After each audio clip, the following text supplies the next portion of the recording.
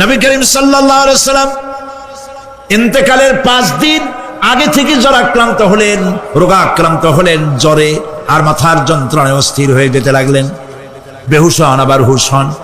যেদিন তিনি ইন্তেকাল করবেন তার আগের দিনেও তিনি জোহরের নামাজ পড়ার জন্য সাহাবীদের কাঁধের উপরে ভর দিয়ে নামাজ পড়তে গেছেন। পা উঁচু করে নিতে পারেন নাই, পা টেনে টেনে নিয়েছেন। তিনি সেখানে খুতবা দিলেন, বললেন, ও আমার উম্মতেরা, এই পৃথিবীতে আল্লাহ রাব্বুল আলামিন তার এক বান্দাকে পৃথিবীর সব জাগতিক সম্পদ দিতে চেয়েছিলেন, কিন্তু সেই বান্দা সব জাগতিক সম্পদকে উপেক্ষা করে আল্লাহর সঙ্গে দিদার করা বেশি পছন্দ করেছেন। কেউ কিছুই বুঝলো না। হযরত আবু বকর রাদিয়াল্লাহু তাআলা আনহু খুব কাঁদতে লাগলেন। তিনি বুঝতে পেরেছেন যে এই পৃথিবীতে সমস্ত সম্পদ দিতে চেয়েছিলেন আল্লাহ যাকে, তার নাম বিশ্বনবী। তিনি সবগুলি উপেক্ষা করে আল্লাহর সঙ্গে দিদার করা বেশি পছন্দ করেছেন। আমরা অতি তাড়াতাড়ি নবীজি থেকে নবীর এতিম হয়ে যাব। পরের দিন ইশার নামাজের রক্ত হলো, আজান হয়ে গেল, মসজিদে মুসল্লিরা ভরে গেছে, সাহাবায়ে কেরাম সব এসে গেছেন। হুজুরের জন্য বহুক্ষণ অপেক্ষা করার পর হযরতে আবু বকর রাদিয়াল্লাহু তাআলা আনহু তিনি ইমামতির জায়গায় দাঁড়ায় গেছেন। নবীজি বেহুশ অবস্থায় ছিলেন ঘরের মধ্যে। হুশ আসার পর তিনি হযরত আয়েশাকে বললেন, আয়েশা, মসজিদে নববীতে এখন কি হতেছে? তিনি বললেন, নামাজ হচ্ছে। লোকেরা আপনার অপেক্ষা করেছে, কিন্তু আপনাকে না পাইয়া দীর্ঘক্ষণ অপেক্ষা করার পর আপনাকে না পেয়ে আমার বাবার ইমামতিতে তারা নামাজ পড়তেছে, কিন্তু মুসল্লিদের মধ্যে কান্নার রোল পড়ে গিয়েছে। তাদের ধারণা হয়েছে নবীজির জায়নামাজে যখন হযরত আবু বকর দাঁড়ায় গেছে, নবীজির পিছনে নামাজ পড়া আর আমাদের কিসমতে হবে না। নবীজি বলছেন, আয়েশা রে, মসজিদে নববীর দিকের দরজাটা খুলে দাও, আমি নামাজের দৃশ্য দেখতে চাই। দরজা খুলে দেওয়া হলো। নবীজি কোন রকম মাথা উঁচু করে মসজিদে নববীতে নামাজের দৃশ্য নিজে অবলোকন করে আবার শুয়ে পড়লেন। হযরত আয়েশা লক্ষ্য করে দেখেন নবীজির চোখের পানি দিয়ে কোনা দিয়া পানি বেয়ে বেয়ে পড়ছে। হযরত আয়েশা প্রশ্ন করলেন, ইয়া রাসূলুল্লাহ, নামাজের দৃশ্য দেখি কাঁদছেন কেন? হুজুর বলেন, আয়েশা রে, এটা কোনো দুঃখের পানি নয়, আমি কাঁদতেছি এই জন্য, এই নামাজের জামাত কায়েমের জন্য তাইফের ময়দানে অনেক রক্ত ঝরেছে, আবার উহুদের ময়দানে দান দান শহীদ হয়েছে, সাহাবায়ে কেরাম জীবন দিয়েছে। আজ আমি দেখতে পেলাম আমার উম্মতেরা জামাতে নামাজ পড়ছে। আমার ধারণা হলো ভবিষ্যতে কিয়ামত পর্যন্ত আমার উম্মতেরা এইভাবে জামাত বন্দী হয়ে নামাজ আদায় করবে। নবীজি আবার বেহুশ হয়ে পড়লেন। মসজিদে নববী থেকে আজ আর কেউ বাড়ি যায় না, সবাই কান্দে। আজ রাত বোধহয় নবীজি কাটাবেন না। মেয়েরা কাঁদতেছে, সাহাবায়ে কেরাম কাঁদতেছেন, আজওয়াজে মুতাহারাত তারা কাঁদতেছে। নবীজির আবার হুশ হলো, তাকায় দেখেন ঘরের মধ্যে কান্নাকাটি, মসজিদে নববীতে কান্নাকাটি। সব থেকে বেশি কাঁদতেছেন মা ফাতেমা। নবীজি হযরত ফাতেমার কান্না দেখে ইশারা করলেন, কাছে আয়। হযরত ফাতেমা রাসূলের কাছে গেলেন। নবীজি কানে কানে কি যেন বললেন, কান্নাটা বন্ধ হয়ে গেল। হযরত আয়েশা জিজ্ঞেস করলেন, মা, তোমার আব্বা তোমার কানে কি বললো আর কান্না বন্ধ হয়ে গেল? হযরত ফাতেমা বলে, আম্মাজি, আমার আব্বা আমাকে বললেন, মা ফাতিমা, তোমার কান্না আমার বরদাস্ত হয় না, কেঁদো না, আমি মৃত্যুর পরে সকলের আগে তোমার সাথে আমার দেখা হয়ে যাবে। হযরত ফাতেমা বলছেন, আম্মাজি, আমি বুঝতে পেরেছি আমার আব্বার এই কথার অর্থ কি। নবীজির ইন্তেকালের পরে আত্মীয় স্বজনের মধ্যে সবার আগে আমার মৃত্যু হবে আর আমার পিতার সাথে আমি মিলিত হতে পারবো। রাত যখন শেষ হয়ে এলো, নবীজির হুশ হয়েছে। তাকায় দেখেন হযরত জিবরাইল দাঁড়ানো। হযরত জিবরাইল নবীজির চেহারা মোবারকের দিকে তাকায় বলেন, আসসালামু আলাইকা ইয়া রাসূলুল্লাহ, আল্লাহ আপনাকে সালাম বলেছেন, আর আল্লাহ পাক জানতে চেয়েছেন আপনার মুখে আপনি কেমন আছেন। আল্লাহ জানেন আপনার অবস্থা কি, তারপরেও আপনার মুখে শুনতে চেয়েছেন আপনি কেমন আছেন। নবীজি বলছেন, জিবরাইল, বড় কষ্টে আছি, বড়ই যন্ত্রণা, বড়ই কষ্ট। হযরতে জিবরাইল বলছেন, ইয়া রাসূলুল্লাহ, আজকে এক নতুন ফেরেশতা আমি সাথে করে নিয়ে এসেছি। এই ফেরেশতা পৃথিবীর কোন নবী অথবা কোন মানুষের কাছে যাওয়ার জন্য অনুমতি চায় না, আজ আপনার কাছে অনুমতি ভিক্ষা চায় কাছে আসার জন্য। ওই ফেরেশতার নাম হচ্ছে মালাকুল মউত। হযরত মালাকুল মউত বলেন, ইয়া রাসূলুল্লাহ, এই পৃথিবীতে আদম আলাইহিস সালাম থেকে নিয়ে পর্যন্ত কোন মানুষের জান কবজের জন্য আমার অনুমতি চাওয়া লাগে নাই, আর কোনোদিন লাগবে না। আজ আমি আসার সময় আল্লাহ বলেছেন আপনার জান কবজের জন্য আমি যেন আপনার কাছে অনুমতি ভিক্ষা চাই। নবীজি বলছেন আমি যদি অনুমতি না দেই তো কি হবে? হযরতে মালাকুল মউত বলছেন, ইয়া রাসূলুল্লাহ, অনুমতি যদি না দেন আমি ফেরত চলে যাব। আমাকে সেভাবেই বলা হয়েছে। হযরতে জিবরাইল বলেন, ইয়া রাসূলুল্লাহ, হে আল্লাহ রাব্বুল আলামিন আপনার দিদারের ইন্তজার করতেছে। নবীজি বলছেন, মালাকুল মউত, তুমি জান কবজের কাজ শুরু করো। মালাকুল মউত যখন কাছে এসেছে, রাসূল জিজ্ঞেস করলেন, আয়েশা, ঘরে যে কয়েক টুকরা স্বর্ণ ছিল সেগুলোর কি অবস্থা? ছোট ছোট 6 টুকরা স্বর্ণ ছিল। হযরত আয়েশা বলছেন, হুজুর আমি এগুলো রেখে দিছি। হুজুর বলছেন, না, রাখতে পারবে না, আমার ইন্তেকালের আগে খয়রাত করে দাও। মুহাম্মদ সাল্লাল্লাহু আলাইহি ওয়াসাল্লাম আল্লাহর কাছে অবস্থায় উঠবে না যে তার ঘরের ভিতরে সোনা ছিল, দিয়ে দাও, খয়রাত করে দিয়ে দাও। হযরত মালাকুল মউত রাসূলের জান কবজ শুরু করে দিলেন। রাসূলুল্লাহ জীবনের শেষ কথা বললেন, আসসালাত আসসালাত ওয়া মা মালাকাত আইমানুকুম। আমার উম্মতেরা বিদায় লগ্নে বলে গেলাম, নামাজ নামাজ নামাজ ছেড়ে দিও না। প্রিয় ভাইরা, নবী করিম সাল্লাল্লাহু আলাইহি ওয়াসাল্লাম জীবনের শেষ কথা বলে গেছেন নামাজ। সেই নামাজে আমাদের যত সব অবহেলা, স্ত্রীকে নামাজ পড়ান, বউকে নামাজ পড়ান, ছেলে মেয়েকে নামাজ পড়ান। দোকানদার ভাইরা যখন আজান হয়ে যাবে দোকান বন্ধ করে দেন, আপনি আপনার কর্মচারীরা নামাজ পড়তে যান। যতটুকু কলিজা তখন গলার কাছে। আল্লাহ রাব্বুল আলামিন কোরআন শরীফের ভিতরে বলেছেন, লাশ-শামসু ইয়ামবাগি লাহা আন তুদরিকাল কামারা ওয়ালাল লাইলু সাবিকুন নাহার ওয়া কুল্লুন ফি ফালাকি ইয়াসবাহুন। প্রবল জ্ঞানী হইবে যাহারা, আপন মনেতে বুঝিবে তাহারা। রাত্রি পারে না আগে যাইবার, দিনের স্থান করি অধিকার। চন্দ্র বাদে না সূর্যের গায়েতে, সূর্য পারে না চন্দ্রকে ধরিতে। যার যে স্থান বহাল রাখিয়া ভ্রমণ করিছে খোদাকে ডরিয়া। একটি নির্ধারিত সময় সীমা পর্যন্ত আপন আপন কক্ষপথে সব দৌড়াদৌড়ি করবে। কারো সাথে অ্যাক্সিডেন্ট হবে না কারো। ওয়াকুল্লুন ফি ফালাকি ইয়াসবাহুন। যা আছে মহাশূন্যে সব ঘুরতেছে। কে বলে? বলেন সবাই, কে বলছে? কোন সূরা? সূরা ইয়াসিন। আবার শুনুন, আল্লাহ পাক ফয়সালা দিচ্ছেন, ঘোরে কেডা? শুধু সূর্য ঘোরে না, শুধু চন্দ্র ঘোরে না, আল্লাহ মহাশূন্যে যা রেখেছেন সব ঘুরতেছে। সবই সন্তরণশীল, সব গতিশীল। সুতরাং ফয়সালা তো আল্লাহর কাছ থেকে নিতে হবে। পৃথিবী সৃষ্টি করেছেন, মানব গোষ্ঠী সৃষ্টি করেছেন এবং মানুষের প্রয়োজন মিটিয়েছেন। এই মানুষগুলিকে কে সৃষ্টি করেছে? মানুষ সৃষ্টির ব্যাপারেও দার্শনিকরা মানুষদেরকে বিভ্রান্ত করে।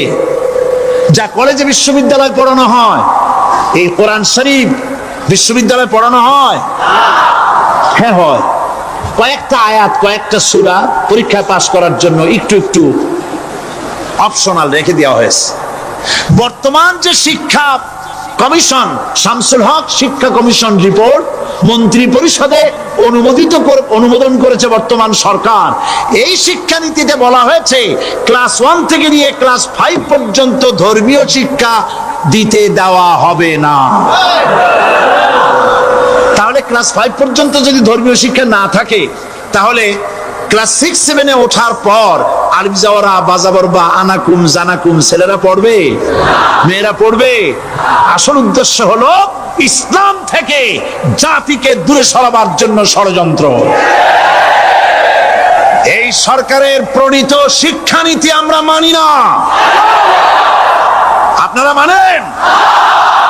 যেই মাদ্রাসা মানুষের চরিত্র সৃষ্টি করে, বর্তমান সরকার সেই মাদ্রাসাগুলি একটা একটা করে ধ্বংস করার পরিকল্পনা গ্রহণ করেছে। সুতরাং আসল শিক্ষা হলো কোরআনের কাছে। আসল শিক্ষা কোথায়? কোরআনের কাছে। কোরআন যদি শিখানো হতো, কোরআন যদি শিখানো হতো কলেজে বিশ্ববিদ্যালয়, তাহলে গতকাল চট্টগ্রাম বিশ্ববিদ্যালয় থেকে যে সব ছেলেরা বিশ্ববিদ্যালয় কর্তৃপক্ষ কর্তৃক বরাদ্দকৃত, হাইজ্যাক করা নয়, বরাদ্দকৃত 4খানা বাস দিয়ে কোরআন শুনতে আসতে চেয়েছিল, বর্তমান সরকারের তথাকথিত সোনার ছেলেরা আসতে দিল না। কোরআন যদি তারা পড়তো, তাহলে কোরআন শরীফ শুনতে তারাও আসতো। কপাল পড়া। জোরে বলেন কি? আরো জোরে বলেন কি? কপাল পড়া। সব ভালো লাগে, কোরআন ভালো লাগে না। এদেরকে শিখানো হয়েছে, আরে তোমরা তো মানুষ না। বলে আমরা কি?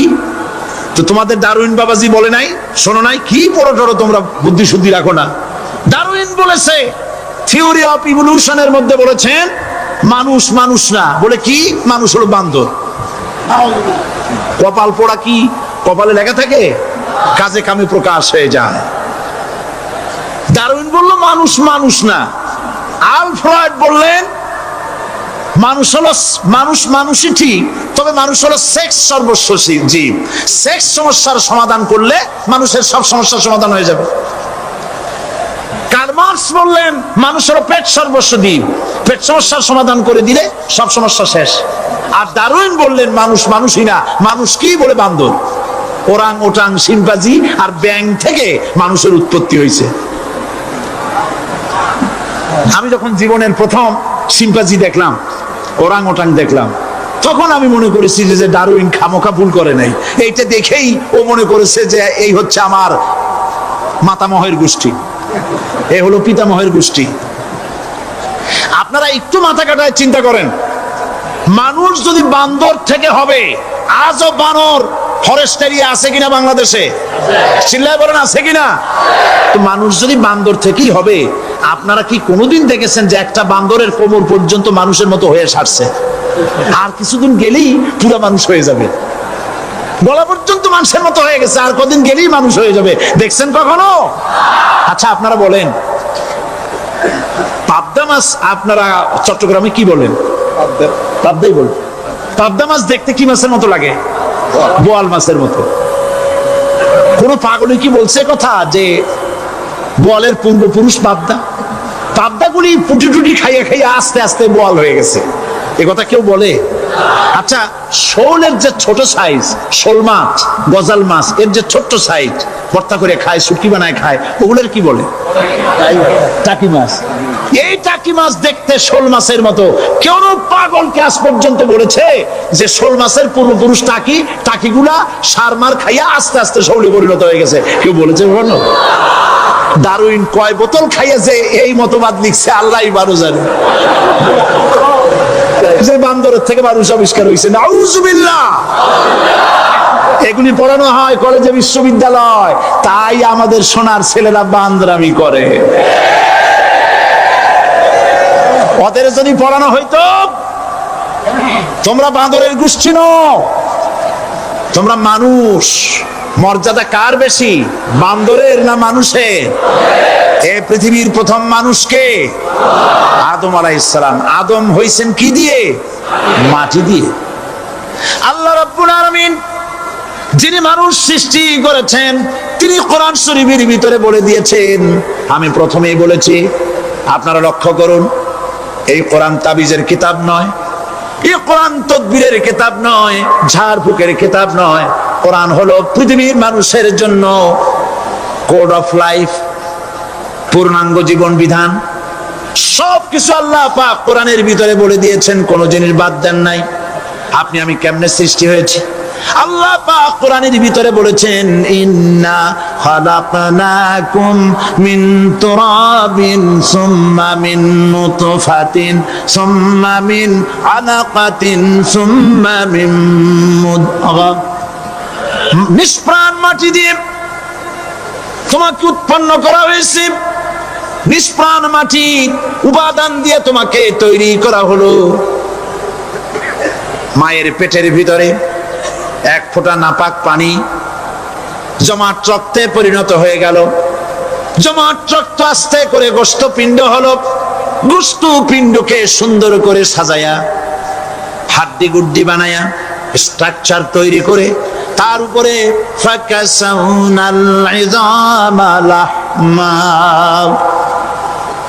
চামড়া দিয়ে গোস্ত দিয়া সাজায়া সুন্দর করে বানালাম। আল্লাহর পরিচয় শুনুন। আল্লাহ আমার কেমন আল্লাহ?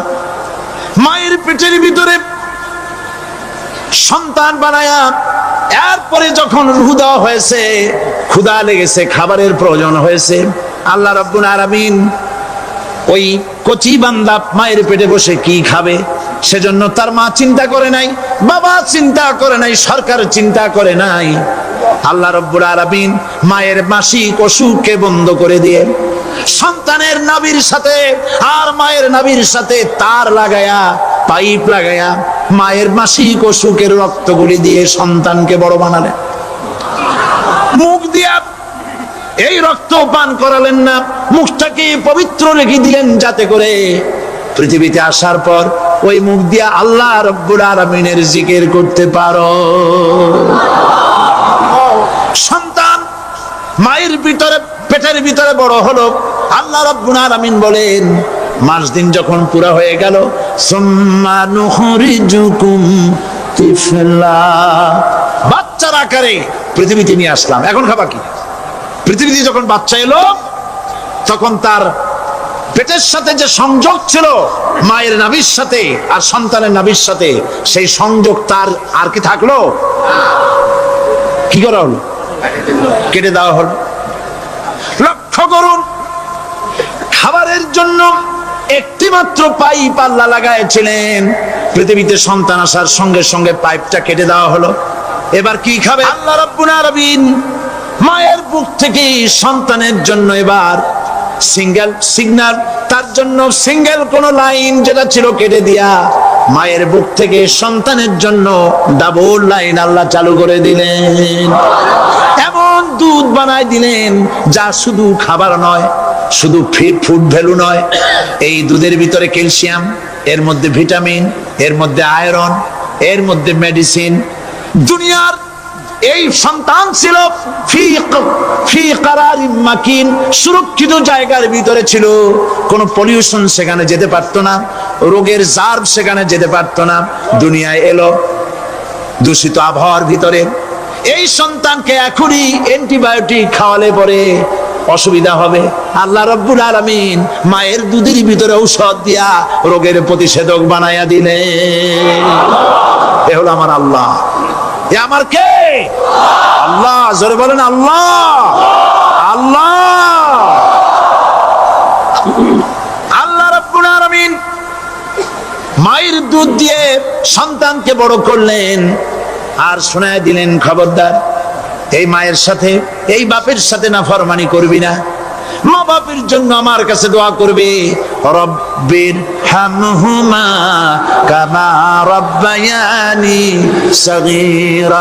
সবাই পড়েন আমার সাথে, রব্বির হামহুমা কামা রাব্বায়ানি সগীরা। আল্লাহ পাক শিখাই দিলেন বান্দারে আমার কাছে দোয়া করায়, আল্লাহ আমার মা বাপ আমাকে ছোটবেলায় যেভাবে স্নেহের কোলে লালন পালন করেছে, এইভাবে আমার মা বাপকে তোমার রহমতের কোলে লালন পালন করো। মনে থাকবে ভাইরা? বলেন মনে থাকবে?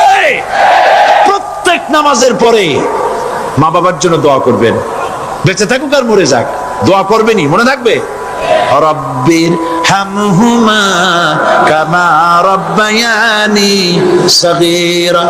আবার পড়েন, রব্বির হামহুমা কামা রাব্বায়ানি সগীরা। আল্লাহ পাক মায়ের মর্যাদা এত বাড়াইছেন, সাহাবী প্রশ্ন করেছে, ইয়া রাসূলুল্লাহ খেদমত করব কার? হুজুর বলেন তোমার মায়ের, তারপরে কার? তোমার মায়ের, তারপরে কার? তোমার মায়ের, তারপরে কার? তোমার পিতার। বাপের চাইতে মায়ের মর্যাদা আল্লাহ 3 গুণ বাড়াইয়া দিলেন, 3 গুণ বৃদ্ধি করে দিলেন। হাদিস শরীফে এসেছে, হযরত আবী হুরায়রা রাদিয়াল্লাহু তাআলা আনহু রাসূলের কাছে এসে রাতের বেলায় কাঁদতেছিলেন। হুজুর প্রশ্ন করলেন, আবু হুরায়রা কাঁদো কেন? হযরত আবু হুরায়রা বলছেন, হুজুর মা আমাকে মেরেছে, তিনি প্রশ্ন করলেন, আচ্ছা মা তোমার মারলো কেন? তুমি কি কোনো বেয়াদবি করছো? তিনি বললেন না। তবে মারলো কেন? হযরত আবু হুরায়রা বলেন, ইয়া রাসূলুল্লাহ, আপনার খেদমত থেকে বাড়ি ফিরতে আমার দেরি হয়ে গিয়েছিল। গভীর রাত্রে যখন বাড়ি গেছি, মা আমাকে প্রশ্ন করলেন, বাবা দেরি হলো কেন, কোথায় ছিলি? তাম পৃথিবীর মানুষ যেই কদম মোবারক চুমু দিতে পারলে ধন্য হয়ে যায়, সেই আখিরি জামানার পয়গম্বর নবী মুহাম্মদ রাসূলুল্লাহ সাল্লাল্লাহু আলাইহি সাল্লামের দরবার থেকে আসতে আমার দেরি হয়ে গেছে। ইয়া রাসূলুল্লাহ, আমার মা আপনার নাম শুনে তার গা জ্বলে উঠল। তিনি কাফের, মুশরিকা। আপনার নাম শুনে অগ্নি শর্মা হয়ে আমাকে ধরে পিটানো আরম্ভ করলেন আর বললেন, আবু হুরায়রা, হয় মুহাম্মদ সাল্লাল্লাহু আলাইহি সাল্লামের বাড়ি ছাড়বি, নইলে আমার বাড়ি ছাড়বি, কি করবি বল? মার খেতে খেতে আমি বললাম, মা তোমার গায়ে যত শক্তি আছে আমারে মারো, তোমার বাড়ি শুদ্ধ, তাম দুনিয়াটা ছেড়ে দিতে পারি, মুহাম্মদ রাসূলুল্লাহর কদম মোবারক ছেড়ে দিতে পারি না। হুজুর, আমার মা গলা ধাক্কা মেরে আমাকে বের করে দিয়েছেন। হুজুর বলছেন, আবু হুরায়রা, মা তোমাকে মেরেছে আর আমার কাছে নালিশ করছো? আমি তোমার মায়ের কোনো বিচার করতে পারবো না। সুবহানাল্লাহ, এত বড় পাওয়ারফুল নবী, শানওয়ালা, ইজ্জতওয়ালি, বরকতওয়ালি, এত বড় নবী বলছেন মা মেরেছে, আমার করার কিচ্ছু নাই। সুবহানাল্লাহ। তোমার মা মুশরিকা হোক আর যাই হোক, তোমার মা। সুবহানাল্লাহ বলেন। আমার বন্ধুগণ, হযরত আবু হুরায়রা বলেন, ইয়া রাসূলুল্লাহ, মায়ের বিরুদ্ধে কোনো অভিযোগ নিয়ে আমি আপনার কাছে আসি নাই। হুজুর বললেন, কেন আসছো বলো খুলে। আবু হুরায়রা বলেন, হুজুর আমি জানি আপনি আল্লাহর দরবারে যদি কোনো ব্যাপারে হাত তোলেন আল্লাহ মঞ্জুর করে ফেলেন। আপনি দয়া করে আমার মার জন্য দোয়া করেন, আল্লাহ যেন হেদায়েত দিয়ে দেন। আমার নবীজি দুখানে হাত উত্তোলন করলেন, বললেন, আল্লাহুম্মা ইহদি উম্মা আবি হুরায়রা, আয় আল্লাহ আমি দোয়া করতেছি আবু হুরায়রার মাকে হেদায়েত নসিব করো।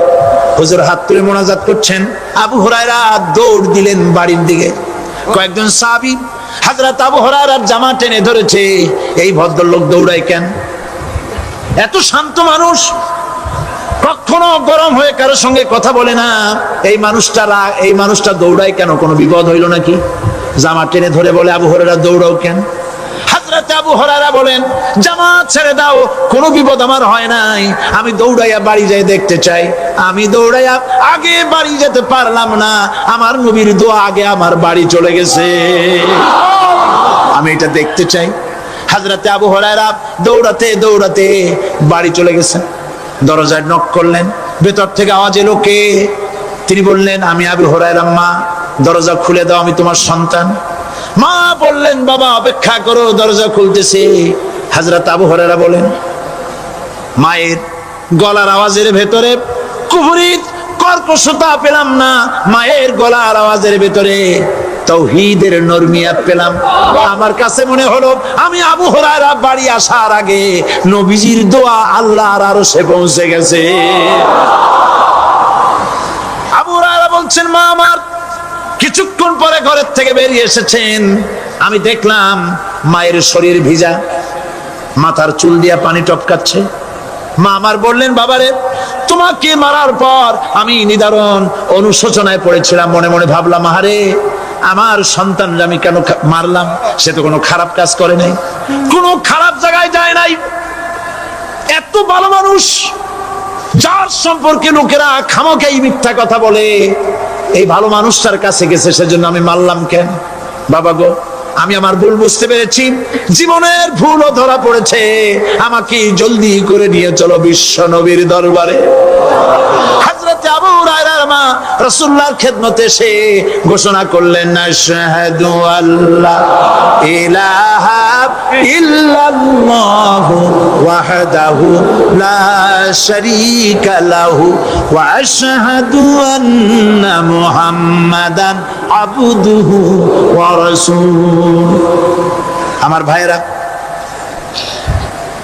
আল্লাহ রাব্বুল আলামিন মানুষ সৃষ্টি করে পৃথিবীতে পাঠায় দিলেন, খাবারের ইন্তজাম করলেন, এগুলি সব আল্লাহর পরিচয়। আল্লাহরে চেনার জন্য বড় বড় কিতাব ঘাটা লাগে না, কিসমতে যদি থাকে দুই একটা দৃষ্টান্ত যথেষ্ট হয়ে যায়। সুবহানাল্লাহ, সুবহানাল্লাহ, দুই একটা দৃষ্টান্ত যথেষ্ট। আল্লাহ পাক সমস্ত সৃষ্টি জগৎকে তৈরি করলেন, সৃষ্টি করলেন, আর তাদের খাদ্যের ব্যবস্থা করলেন। কে করেছেন খাদ্যের ব্যবস্থা? খাদ্য দেন আল্লাহ। কিন্তু অহংকারী যারা, তারা বলে দেশের বাম্পার ফলনের জন্য সমস্ত কৃতিত্ব সরকারের। বলেন আস্তাগফিরুল্লাহ, বলেন নাউজুবিল্লাহ। এদের একজন বলছিল 3 বছর কিছু দিবার পারুম না। লোকেরা কয় আমরা না খাইয়ে থাকুম, আল্লাহ কয় আমিও দেহুম। কদ্দুর পারো না খাইয়ে থাকতে। ফসল কে দেন? জোরে বলেন কে দেন? বাম্পার ফসলের ফলনের দাবি সরকার করতে পারে না, এটা কুফরি, এটা শিরক। জমিনের ফসল কে দেন? আকাশের বৃষ্টি কার? পানি কার? সার কার? সব আল্লাহ পাক। আল্লাহ পাক কোরআন শরীফে বলেছেন, লাইন শাকারতুম লাযীদান্নাকুম ওয়া লাইন কাফারতুম ইন্না আযাবী লাশাদীদ। আমার নিয়ামতের শুকর যদি আদায় করো বাড়ায় দেব, আর যদি কৃতজ্ঞ হও শুকরিয়া আদায় না করো মস্ত বড় শাস্তি দেব। ফসল দেই আমি, আর শুকরিয়া আদায় করো তোমার বাজানে। ঠিক কিনা? শুকরিয়া আদায় করে কার? বাজানে। একটা লোকের, একটি মানুষের যেই প্রশংসা এই সরকার করলো, বিগত 4.5 বছর ধরে একটা মানুষের যত জিকির করলো, প্রশংসা করলো, ছবিটা নাইলো। যদি এতটা জিকির, এতটা স্মরণ আল্লাহ রাব্বুল আলামিনের করত, ওদের জন্য আল্লাহর জান্নাতের দরজা খোলা হয়ে যেত। প্রশংসা করবে কার? চিল্লায় বলুন, আল্লাহ পাকের প্রশংসা করো। খেতে দেওয়ার মালিক তিনি।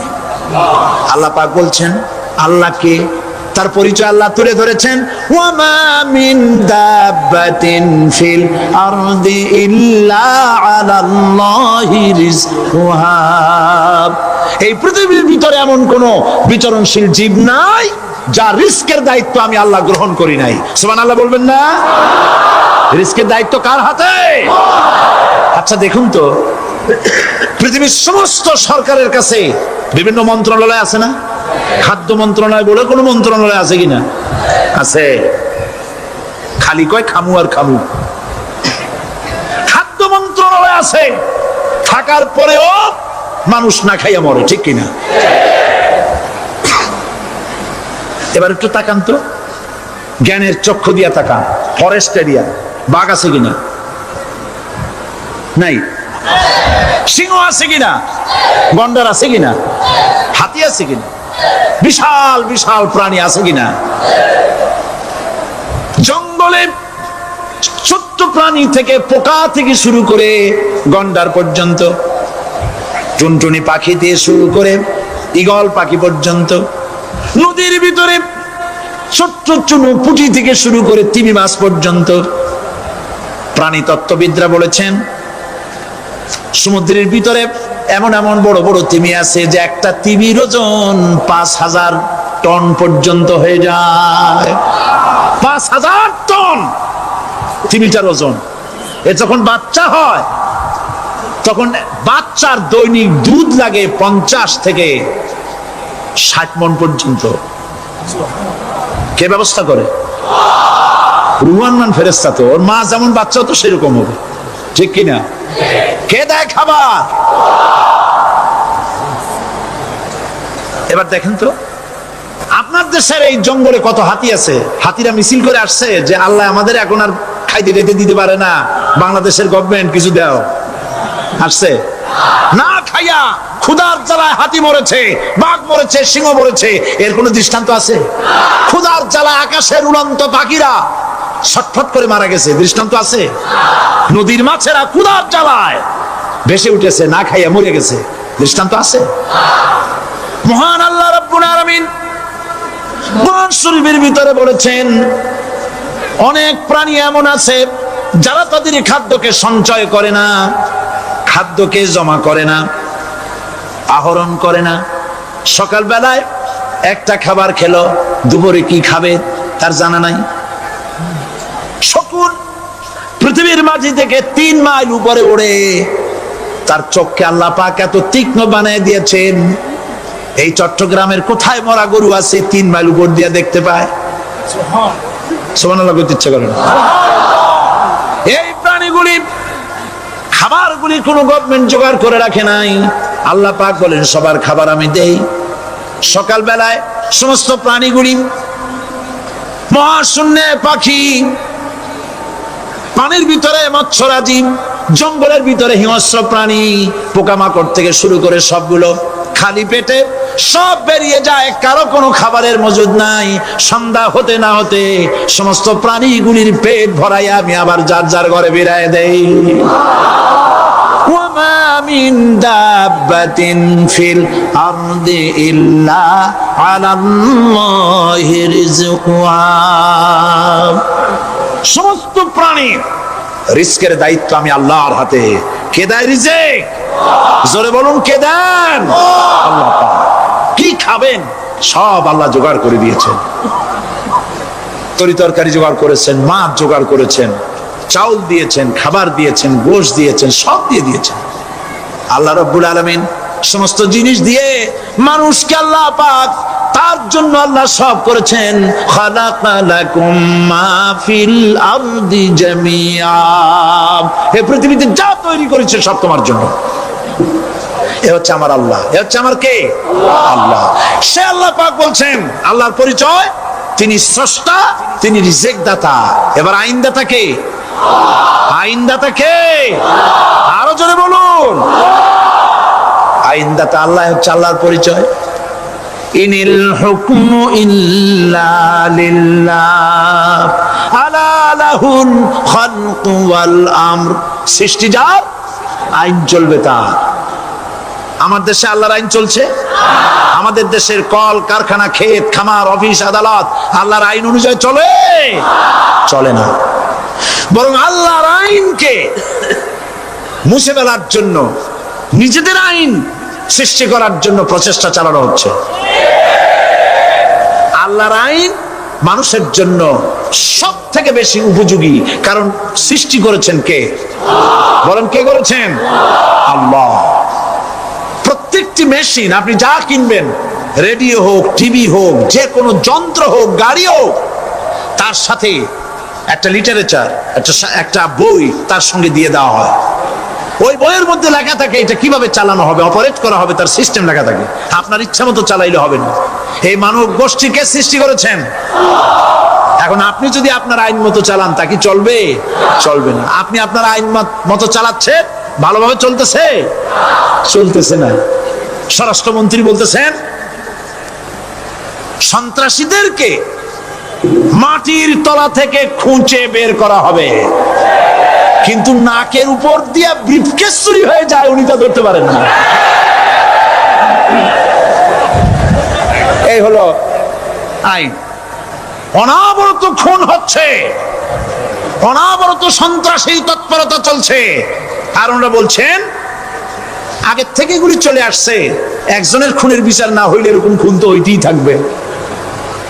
তাহলে খুনকে, হত্যাকে, সন্ত্রাসকে সরকার জাস্টিফাইড করছেন। নাউজুবিল্লাহি মিন যালিক। এই জন্য আইন হতে হবে আল্লাহর। আইন হতে হবে কার? চিল্লায় বলেন, আল্লাহ পাকের আইন হতে হবে। আমি একদিন পার্লামেন্টে বলেছিলাম, আমার দেশের নেতা নেত্রীরা বারবার হজ করতে যান, উমরা করতে যান, সেখান থেকে আসার সময় কি আনেন? আতর, পাথর, সুরমা আর ফুরমা, এই কিছু নিয়ে আসলেন। কিন্তু আমি বলেছি, আপনারা কি কিছু চোখে দেখেন না? পার্লামেন্টে এইভাবে বক্তৃতা করেছে, কিছু চোখে দেখেন না? আমি প্রশ্ন করে আমি আবার জবাব দিচ্ছি, আপনারা যারা হজ করতে যান, উমরা করতে যান, হজের কথাই ধরি, এই হজ করতে যখন যান তখন মুজদালিফায় একটা রাত কাটাইতে হয়। সেটা কোন দিন? ইয়ৌমে আরাফার পরের দিন এই মাঠে দালান কোঠা আছে, এখানে বেড়া আছে, শামিয়ানা আছে, পর্দা আছে, তাবু আছে, কিচ্ছু নাই। লক্ষ লক্ষ নারী আর পুরুষ পাশাপাশি শুয়ে থাকে, তাও সুবহানাল্লাহ কইতে ইচ্ছা করে না।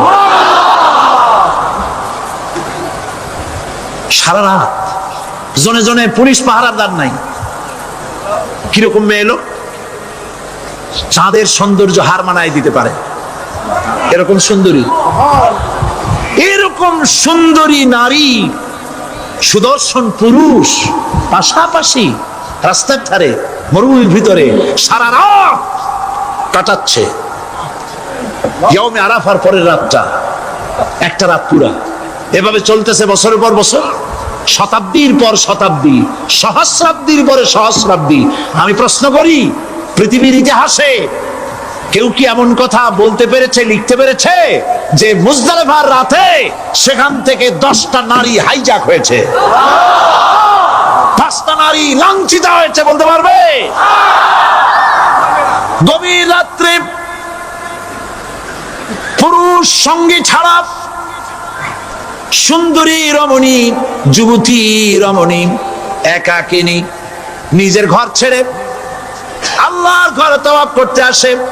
তাওয়াফ সেরে তাহাজ্জুদের নামাজ পড়ে আল্লাহর কাছে মোনাজাত করে একা একা হাজার হাজার লাখো পুরুষের ভিতর থেকে আপন ঘরে ফিরে যায়। কারো বাবার হিম্মত নাই একবার তাকায়ছে তো রূপ উপভোগ করার জন্য, আবার তাকায়, অথবা তার আঁচল ধরে টান মারে। আছে ইতিহাস, কথা কন না কেন? সুন্দরী একটা মাইয়া মক্কা থেকে মদিনা থেকে পাওয়া যায় না, 15 দিন হয়ে গেছে। হয়েছে কখনো? এবার জবাব দেন, কেন হয় না? কেন হয় না? আমার দেশের মেয়েরা রাস্তা দিয়ে হাঁটতে পারে না। হাই স্কুল মেয়েদের, হাই স্কুল মেয়েদের কলেজ যখন ছুটি হয়, তথাকথিত সোনার ছেলেরা গেটের সামনে এতিমের মতো খাড়ায় থাকে। অনবরত হাইজ্যাক হচ্ছে, ধর্ষণের সেঞ্চুরি হচ্ছে। আর ওখানে হয় না কেন? ওখানে হয় না এই কারণে, এই কোরআনের আইন আল্লাহ রাব্বুল আলামিন যে আইন দিয়েছেন, ওখানে আইন বলবৎ আছে। আছে নাকি? আছে কিনা? কোন পুরুষ কোন নারীকে ধর্ষণ করেছে যদি প্রমাণিত হয়, সে যদি ফাহাদের ছেলে হয় আর ফাহাদের মেয়ে হয়, কোরআনের শাস্তি হলো পাথর মেরে উড়াইয়া দাও। তাকে জানিয়ে দেওয়া হবে রেডিও টিভির মাধ্যমে, জিনাকারের ব্যভিচারীর শাস্তি হবে। চতুর্দিকে হাজারো লোকেরা দাঁড়াবে, হাতে পাথর নিয়ে পাথর মেরে তাকে তার গোশত হাড্ডি বাতাসের সাথে উড়ায় দেবে। একজন মানুষ আর একজন মানুষকে খুন করলো, এই আসামি ধরা পড়ে গেল, কোরআনের শাস্তি হলো যখন ধরা পড়বে প্রমাণিত হবে যেমন ভাবে হত্যা করেছে পরেও হত্যা করো। এই দৃশ্য, এই আইন যদি বাংলাদেশে যদি এই আইন চালু হয়ে যেত, খুনের আসামি ধরা পড়েছে জেনার আসামি, প্রকাশ্য ময়দানে এলো, সাক্ষী প্রমাণে কোর্টে প্রমাণিত হলো সত্যি সে খুনি। এই বিশাল আউটার স্টেডিয়ামের মাঝখানে খুনি কি দাঁড় করাও, চতুর্দিকে হাজারো লাখো মানুষ থাকুক, রেডিও টিভির ক্যামেরা কার্যকর হবে, পত্র পত্রিকার সাংবাদিকরা আসবে, তরবারির আঘাতে খুনির কল্লাটা উড়ায় দাও, দেহটা নিঃসার হয়ে জমিনে পড়ে যাবে। এই দৃশ্য যারা দেখবে সচক্ষে, রেডিওতে, পত্র পত্রিকায়, আর 1 বছরের ভেতরে খুন করার হিম্মত কারো কলিজায় উঠবে? জেনাকারের পাথর মেরে উড়িয়ে দেওয়ার শাস্তি যদি চোখে কেউ দেখে, জেনা করার পুলক আর জাগবে? এটা নাম আল্লাহর আইন। এই আইন কার? এই আইন কার? এই আইন যতদিন পর্যন্ত বাংলার মানুষের, মুসলমানদের উপরে কার্যকরী না হচ্ছে, এই দেশে কার্যকরী না হবে, ততদিন পর্যন্ত হত্যা, ধর্ষণ, খুন বন্ধ হবে না। বন্ধ হবে। সুতরাং এই আইন হচ্ছে কার? আরো জোরে বলেন আল্লাহ রাব্বুল আলামিন। মহান আল্লাহ রাব্বুল আলামিনের এই আইন অনুযায়ী যদি দেশ চলে, মানুষ শান্তি পাবে, চুরি বন্ধ হবে, ডাকাতি বন্ধ হবে, জেনা বন্ধ হবে, হত্যা ধর্ষণ বন্ধ হয়ে যাবে। নবীজি এমন একটি আইন চালু করে দিয়ে, কোরআনের বিধান চালু করে দিয়ে এমন একটা সমাজ চালু করেছিলেন, যেই সমাজ সম্পর্কে হুজুর নিজে বলেছেন, খায়রুল কুরুনে কারনি, সর্বশ্রেষ্ঠ যুগ হলো কার যুগ? আমার যুগ। সুবহানাল্লাহ বলেন। রাসূলের যুগ হলো সর্বশ্রেষ্ঠ যুগ। সেই কোরআন, সেই হাদিস আজও আছে না নাই? বলেন জোরে, আজও আছে না নাই? সেই কোরআন এবং সুন্নাহ দিয়ে দেশ শাসন হোক, এটা কি আমরা চাই? কারা কারা চাই? দু হাত উঁচু করে দেখা।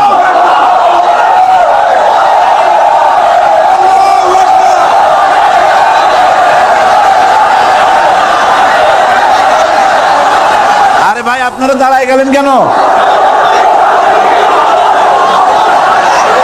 বসেন বসেন। আমি তো একটা স্লোগান দিতে বললাম, হাত দেখতে চাইছি আমি, মাথা দেখতে চাই নাই। এই সুযোগে কোমরটা সোজা করে নিলেন। আচ্ছা বসেন, আর মহব্বতের সাথে জিকির করেন, লা ইলাহা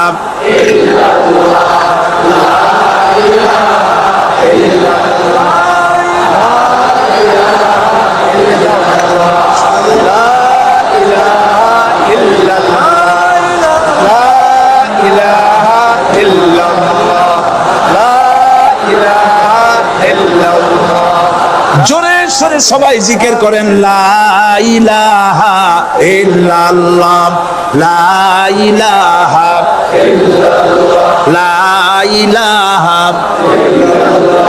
লা ইলাহা ইল্লাল্লাহু মুহাম্মাদুর রাসূলুল্লাহ। বসুন, আমরা মুনাজাত করব। আল্লাহ রাব্বুল আলামিন আয়াতুল কুরসির ভিতরে আল্লাহর সার্বভৌমত্বের কথা বলেছেন, আল্লাহু লা ইলাহা ইল্লা হুয়াল হাইয়ুল কাইয়্যুম। পড়েন আমার সাথে সবাই, আল্লাহু লা ইলাহা ইল্লা হুয়াল হাইয়ুল কাইয়্যুম। আল্লাহ হচ্ছেন যিনি ছাড়া কোনো ইলাহ নাই, তিনি শাশ্বত চিরঞ্জীব। সুবহানাল্লাহ বিহামদিহি। আগামীকাল এর বাকি অংশ আমি আপনাদের সামনে আলোচনা করব ইনশাআল্লাহ। জোরে বলেন ইনশাআল্লাহ। দাঁড়ানো বাইরে বসেন। আপনাদের পাশে যারা দাঁড়িয়েছেন অনুরোধ করে বসায় দেন। বলেন যে আর 5 মিনিট বসেন, আল্লাহর রাস্তায় হাঁটেন না। হ্যাঁ বলেন, বলেন আপনারা যে আল্লাহর রাস্তায় হাঁটেন না, বসেন, সবাই বসেন। এত বড় মাহফিলে মুনাজাত, সুবহানাল্লাহ বলেন। চট্টগ্রামের ইতিহাসের শ্রেষ্ঠ মাহফিল, চিল্লায় বলেন সুবহানাল্লাহ। গোটা বিশ্বের কোরআনের শ্রেষ্ঠ মাহফিল, বলেন সুবহানাল্লাহ। যারা বলেন আলহামদুলিল্লাহ। আগামীকাল এই মাহফিলের আখেরি মুনাজাত হবে ইনশাআল্লাহ। বলেন ইনশাআল্লাহ। আমি আন্তরিকভাবে দুঃখিত, প্রতি বছর আমার মা বোনদের জন্য, চট্টগ্রামবাসী আমার মা বোনদের জন্য আলাদাভাবে তাদের প্রশ্নের উত্তর দেই এবং তাদের সামনে কোরআন হাদিসের কথা আলাদাভাবে বলি। এবছর দিন কম হয়ে গেল বলে মহিলারা, মা বোনেরা বঞ্চিতা হয়ে গেলেন। শিশু কিশোরদের জন্য আলাদাভাবে সমাবেশ করা হয়, তাও বঞ্চিত হয়ে গেল। এই বিশাল তাফসীরুল কোরআন মাহফিলের বরকত থেকে চিটাগংবাসীকে যারা বঞ্চিত করলো, আল্লাহ তাদের হেদায়েত নসিব করে দিয়ে। যদি হৃদয় থাকে, যদি হৃদয় বলে কিছু থাকে, বিবেক বলে যদি কিছু থাকে, আর শরীর যদি মুসলমানের পিওর রক্ত থাকে, তাহলে বাড়ি বসে অনুশোচনা করা উচিত, চোখের পানি ফেলানো উচিত ওই সব লোকের যারা এই বরকতপূর্ণ মাহফিলকে বাধা দিয়েছে। আর যাদের কলজার মধ্যে আল্লাহ মোহর মেরে দিয়েছে এগুলোর তো হেদায়েত হবে না। যাদেরকে আল্লাহ পাক তৈরি করেছেন জাহান্নামের জন্য, ওদের কাছে মাহফিল সহ্যই হবে না। নাউজুবিল্লাহ বলেন। চট্টগ্রামবাসীর জন্য তাফসীরুল কোরআন মাহফিল নিয়ামত। এই নিয়ামত কিয়ামত পর্যন্ত আল্লাহ টিকায় রাখুন, বলি আমিন। আগামীকালের আখেরি মোনাজাতে সমস্ত মুসলমান চতুর্দিক থেকে আল্লাহ পাকের নারা লাগাতে লাগাতে আসবেন। আল্লাহু আকবার, নারায়ে তাকবীর। গোটা চট্টগ্রাম, গোটা চিটাগাং শহর আগামীকাল কোরআনের মিছিলের শহর হবে ইনশাআল্লাহ।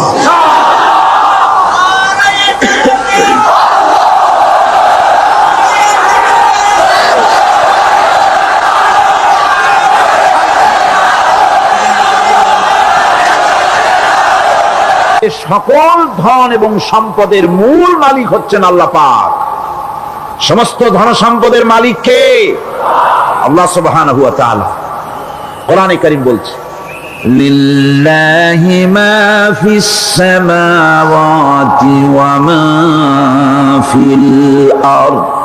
আকাশ এবং জমিনের ভিতরে যা কিছু আছে সব কিছুর মালিকানা কার? জোরে বলেন কার? আল্লাহ রাব্বুল আলামিন হচ্ছেন এর একচ্ছত্র মালিক। সুতরাং বান্দাদের কাছে কিছুদিনের জন্য এগুলিকে আমানত রাখা হয়েছে।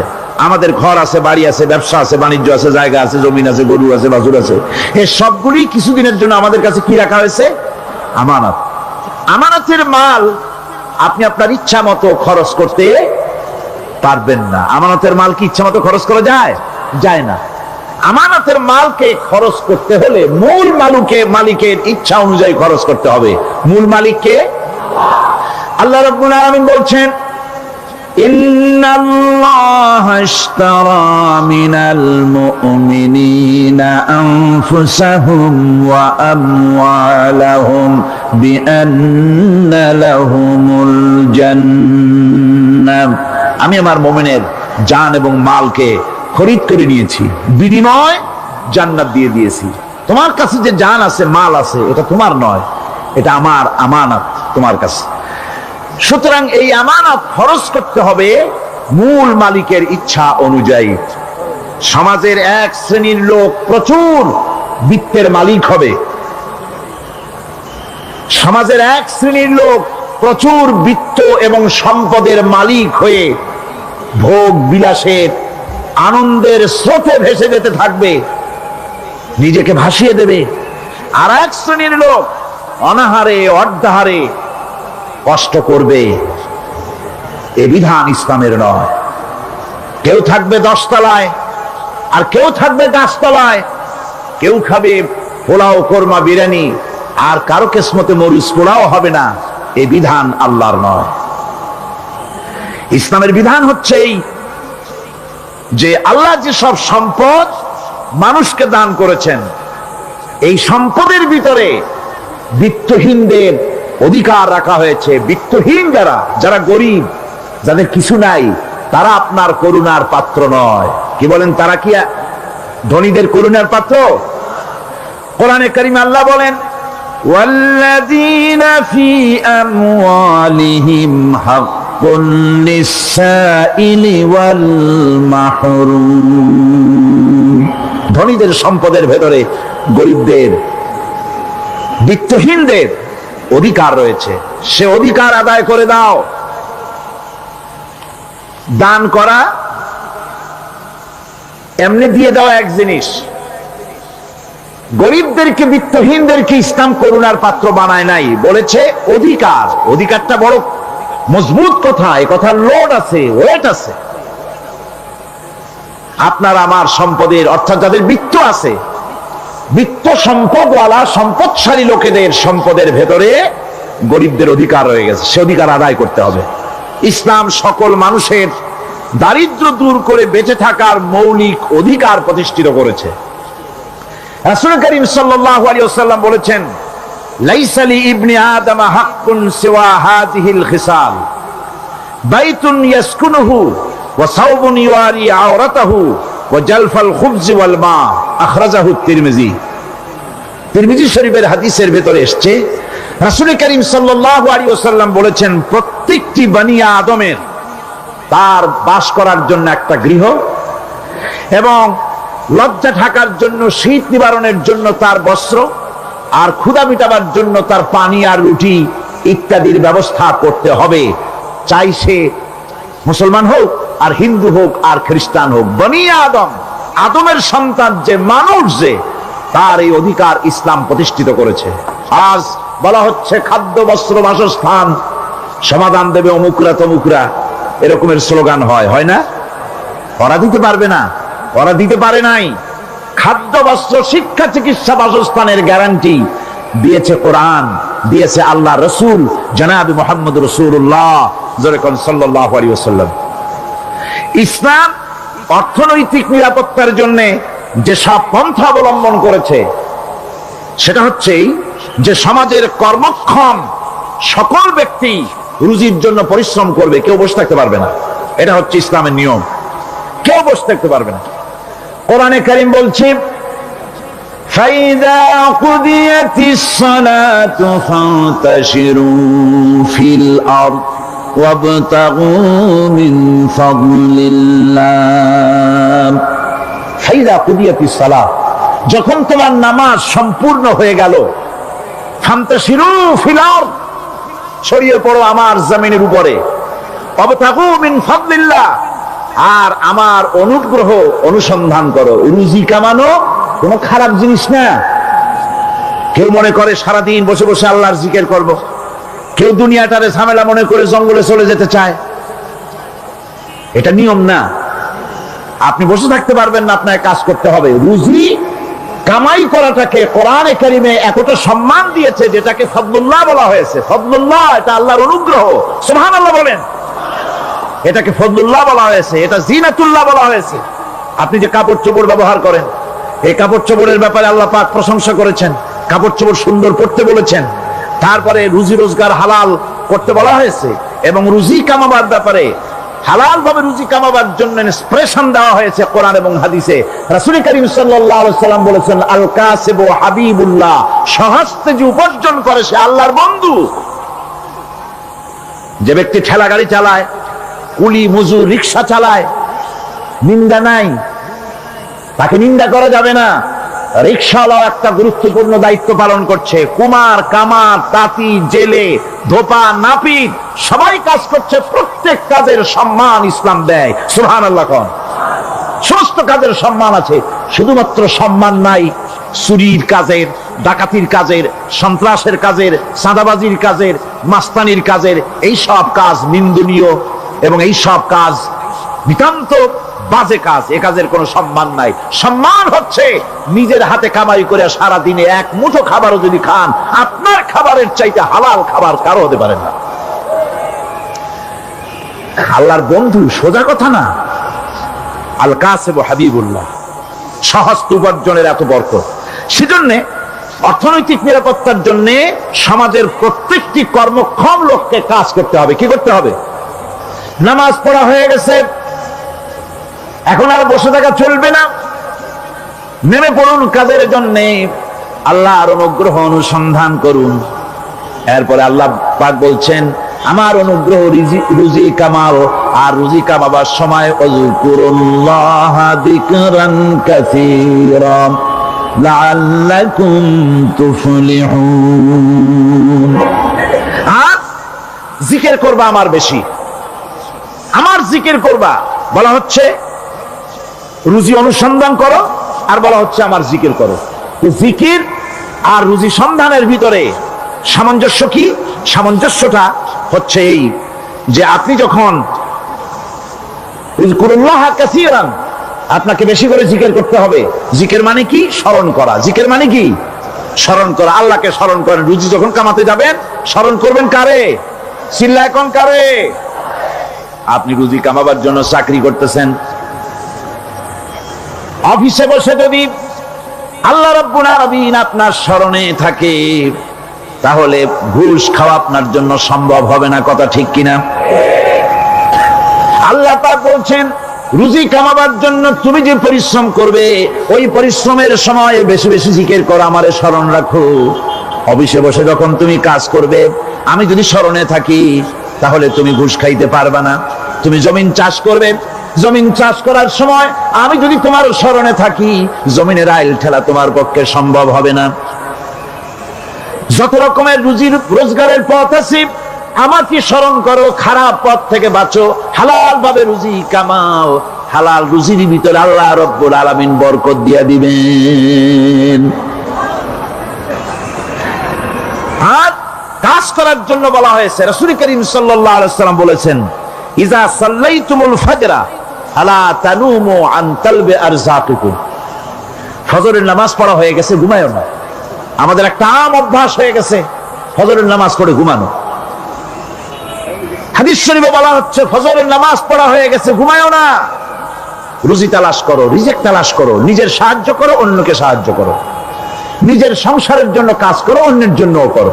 হালাল ভাবে রুজি কামাই করে বউকে একটা ব্লাউজ কিনে দিয়েছেন, একটা শাড়ি কিনে দিয়েছেন, বাচ্চাকে ক্লাসের বই কিনে দিয়েছেন, বাজার থেকে মাছ তরিতরকারি কিনে অক্ষম ব্যক্তিদেরকে সহযোগিতা করবে। যারা নাকি উপার্জন করতে পারে না, ওই জাতীয় লোকদেরকে তারা সহযোগিতা করবে।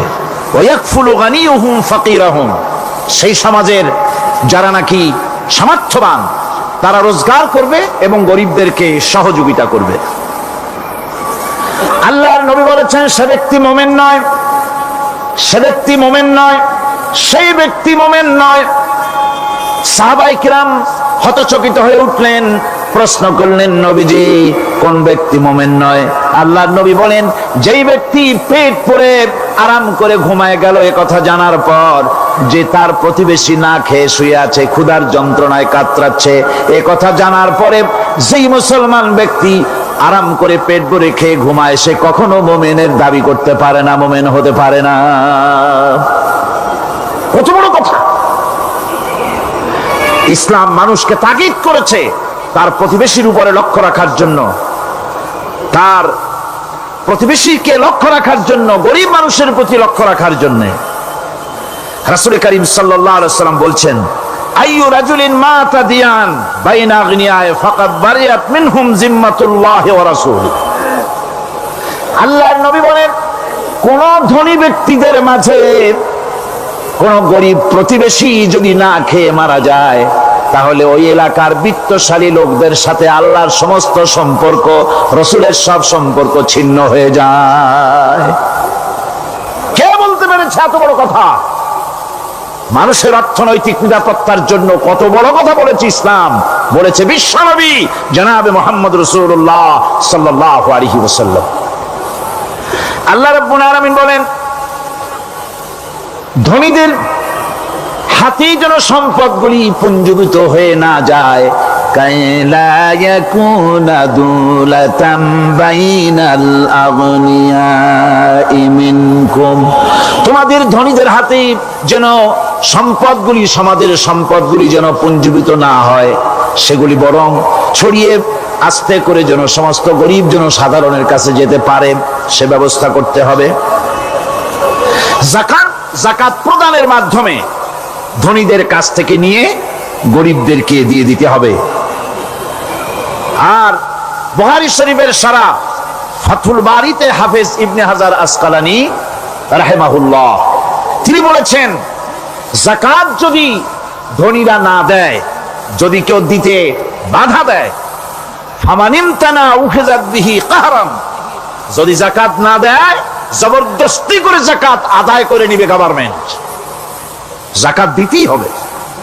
মুনকিরিনে যাকাত, যারা যাকাত দিতে অস্বীকার করেছিল, হযরতে সিদ্দিক আকবর, হযরতে আবু বকর সিদ্দিক রাদিয়াল্লাহু তাআলা আনহু, তিনি তাদের সম্পর্কে বলেছিলেন, ওয়াল্লাহি লাউ কাতিলান্না মান ফাররাকা বাইনাস সালাতি ওয়াজ যাকাত, অবশ্যই আমি ওই সম্প্রদায়ের লোকের বিরুদ্ধে যুদ্ধ ঘোষণা করব যারা নামাজ আর জাকাতের মধ্যে পার্থক্য সূচিত করবে, যারা নামাজ তো পড়বে কিন্তু জাকাত দিবে না সরকারের কাছে, জাকাত আদায় করবে না, তাদের বিরুদ্ধে যুদ্ধ ঘোষণা করব। ইসলামী সরকার যদি প্রতিষ্ঠিত হয় তাহলে এই জাকাত আদায় করা হবে। জাকাত কেউ নিয়ে বসে থাকতে পারবে না, জাকাত আদায় করা হবে। আমাদের দেশে নিয়ম মাফিক যদি জাকাত আদায় করা হতো, এই দেশ যদি ইসলামী গভর্নমেন্ট হতো, আল্লাহ যেন দয়া করে দেন, কন্যা আমিন। আল্লাহ পাক যদি দয়া করে দেশটারে ইসলামী রাষ্ট্র বানায় দেন, তাহলে জাকাত তো আদায় করে নেওয়া হবে, জাকাত দিতে আপনি বাধ্য, গরিব মানুষ থাকবে না। এখনো বাংলাদেশে নিয়ম মাফিক যদি জাকাত আদায় করা হয়, নিয়ম মাফিক মানে সোনার জাকাত, রূপার জাকাত, নগদ ক্যাশের জাকাত, ফসলের ওষুধ সঠিকভাবে যদি আদায় করা হয়, তো একেবারে কম করে হলেও 1000 কোটি টাকা জাকাতের টাকা কালেকশন হতে পারে। এটা কি কম কথা? 1000 কোটি টাকা, এই টাকা আদায় করা হচ্ছে না। এই টাকা আদায় না করার কারণে যে শূন্যতার সৃষ্টি হচ্ছে, এই ভ্যাকুয়ামকে পূর্ণ করার জন্য এগিয়ে এসেছে 7 সমুদ্র 13 নদীর উপর থেকে এনজিওরা। এনজিওরা এসে আমাদের দেশে, সব এনজিও খারাপ আমি তা বলি না, বহু এনজিও আছে যারা এদেশের উন্নয়নের, আর্থসামাজিক উন্নয়নের জন্য তারা প্রচেষ্টা করছে, রাস্তাঘাট, স্কুল কলেজ, চিকিৎসা ইত্যাদির দিকে কাজ করছে। যতগুলি এনজিও আমাদের দেশে আছে তার ভিতরে 52টা এনজিও গোনা বাছা যারা ইসলামের প্রকাশ্য দুশমন, আর এর শীর্ষস্থানে আছে ব্রাক। এই এনজিও গুলি তারা আমাদের দেশে এসে সুদি কারবার শুরু করেছে, পরিপূর্ণভাবে সুদের কারবার। ব্যাংকের থেকে যদি আপনি লোন নেন তাহলে 15 or 17% ইন্টারেস্ট দিতে হবে, আর ওদের কাছ থেকে যে সুদ, যে টাকা নেওয়া হয়, সেই টাকায় গ্রামীণ ব্যাংক থেকে শুরু করে ব্রাড বলেন, কারিতাস বলেন, অক্সফাম বলেন, এডাপ বলেন, যেগুলি আছে এগুলি সুদ নেয় 30 থেকে 34% পর্যন্ত। গোটা জাতিকে গ্রাম পর্যায়ে তারা সুদের নিবিড় চাষ করতেছে, ঘরে ঘরে সুদ পৌঁছে দিয়েছে, মুসলমান নারীদেরকে বেহুরমতি করেছে, ইসলামের ঐতিহ্য ধ্বংস করতেছে, নারীদেরকে বিপর্দা করতেছে, আমার দেশের ফ্যামিলি স্ট্রাকচারকে এনজিওরা ধ্বংস করে দিচ্ছে।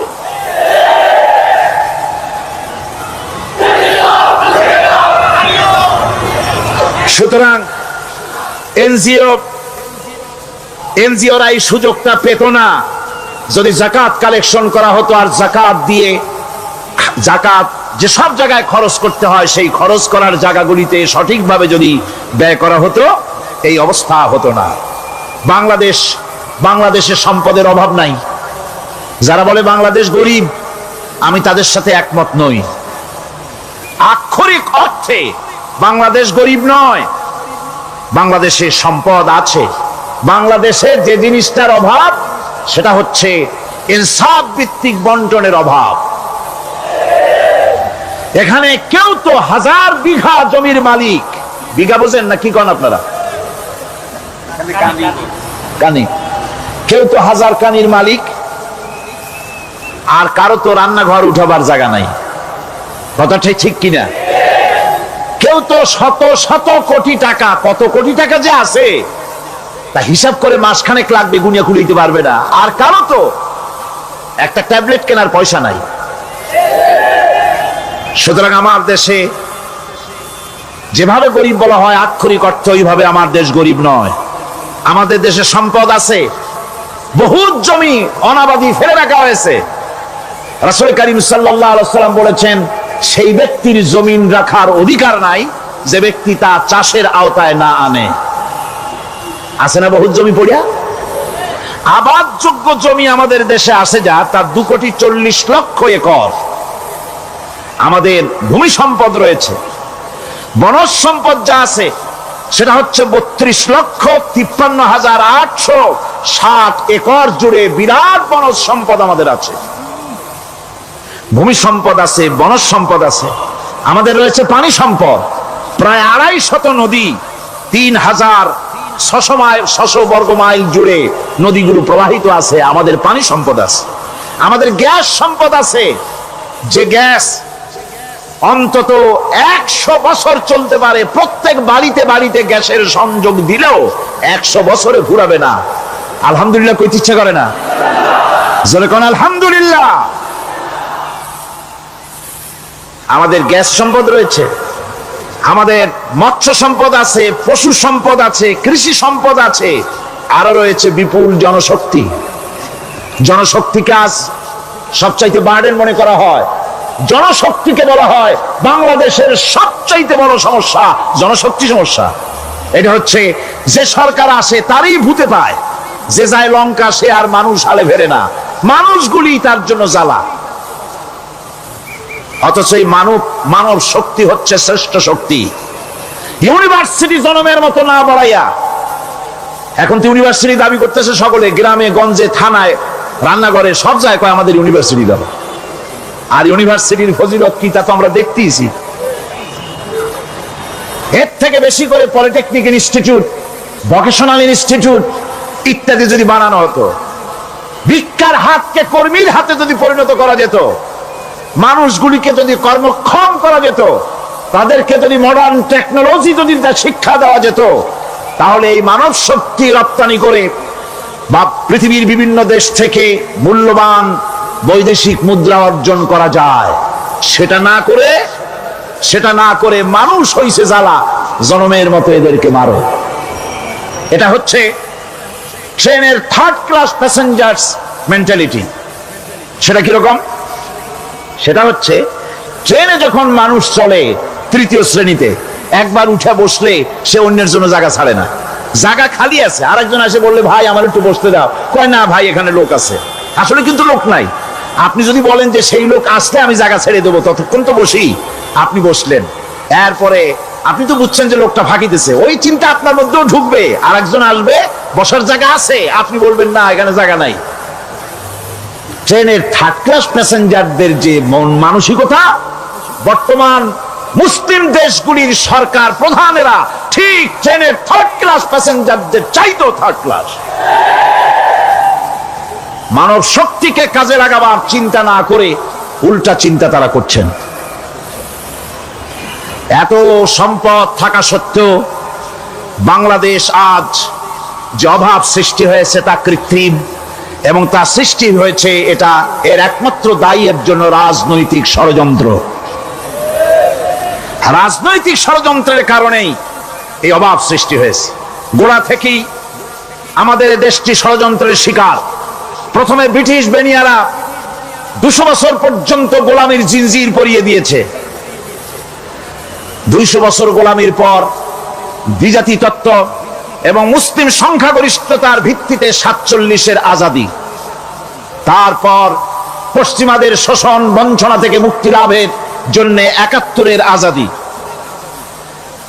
এরপরে দেশের 90% হচ্ছে মুসলমান। 90% কারা? চিল্লায় বলেন না কারা? পৃথিবীর এই দ্বিতীয় বৃহত্তম মুসলিম জনগোষ্ঠীকে খ্রিস্টান আর ইহুদিরা তারা চেয়েছে জনগণকে খ্রিস্টান বানাতে। আমাদের দেশের জনগণকে তারা চায় খ্রিস্টান বানাতে। যারা কমিউনিস্ট তারা চায় আমাদেরকে নাস্তিক বানাতে। আর পার্শ্ববর্তী দেশের পেইড এজেন্ট যারা আমাদের দেশে আছে তারা চায় পৃথিবীর নিকৃষ্টতম কুহুরি মতবাদ, ধর্ম নিরপেক্ষ মতবাদের মাধ্যমে গোটা জাতিকে ধর্ম থেকে দূরে সরিয়ে দিতে চায়। সুতরাং এই ষড়যন্ত্রের শিকার হয়ে আছে বাংলাদেশ। বাংলাদেশের এই আর্থসামাজিক প্রেক্ষাপটে ইসলামের বিধান ছাড়া, আল্লাহর দেওয়া বিধান ছাড়া এর কোনো মুক্তি নাই, এর নাজাতের কোনো পথ নাই। আল্লাহ রাসূল ক্ষমতা আরোহণ করলেন, রাষ্ট্রের মালিক হলেন, প্রেসিডেন্ট হলেন। রাসূলুল্লাহ কি হলেন? আল্লাহর নবী প্রেসিডেন্ট হলেন। সমাজের গরিব দুঃখীদের ব্যাপারে নবীজি বললেন, মান তারাকা মালান ফালওয়ারসাতিহি ওয়া মান তারাকা দিয়ান আও কুল্লা ফালিয়াতিনি ফাইন্না মাওলাহু, রাওয়াহুল বুখারী। নবীজি বলেন, যে ব্যক্তি মারা গেল, মরে যাওয়ার পর তার যে সম্পদ থাকবে, এই সম্পদগুলি সে যে সন্তান, স্ত্রী, পুত্র যাদের রেখে গেছে তা তাদের জন্যে। আর যদি সে ঋণগ্রস্ত, যদি ঋণ অবস্থায় সংসারকে রেখে যে থাকে, তাহলে তার ঋণের বোঝা, ঋণের পরিশোধের দায়িত্ব আমি মুহাম্মদ সাল্লাল্লাহু আলাইহি ওয়াসাল্লাম নিয়ে নিলাম। সমাজের যার কোনো অভিভাবক নাই, তার অভিভাবক আমি মুহাম্মদ সাল্লাল্লাহু আলাইহি ওয়াসাল্লাম। যার কোনো অভিভাবক নাই, সেজন্য আমার কাছে চলে আসে। ইসলামী রাষ্ট্র এই বিধান পেশ করেছে। এর চাইতে সুন্দরতম বিধান পৃথিবীতে আর কেউ দিতে পারে নাই। সেজন্য সেই সমাজে চুরি বন্ধ হয়েছে, ডাকাতি বন্ধ হয়েছে, জিনা বন্ধ হয়েছে, সব বন্ধ হয়ে গিয়ে সুন্দর একটি সমাজ প্রতিষ্ঠিত হয়েছিল।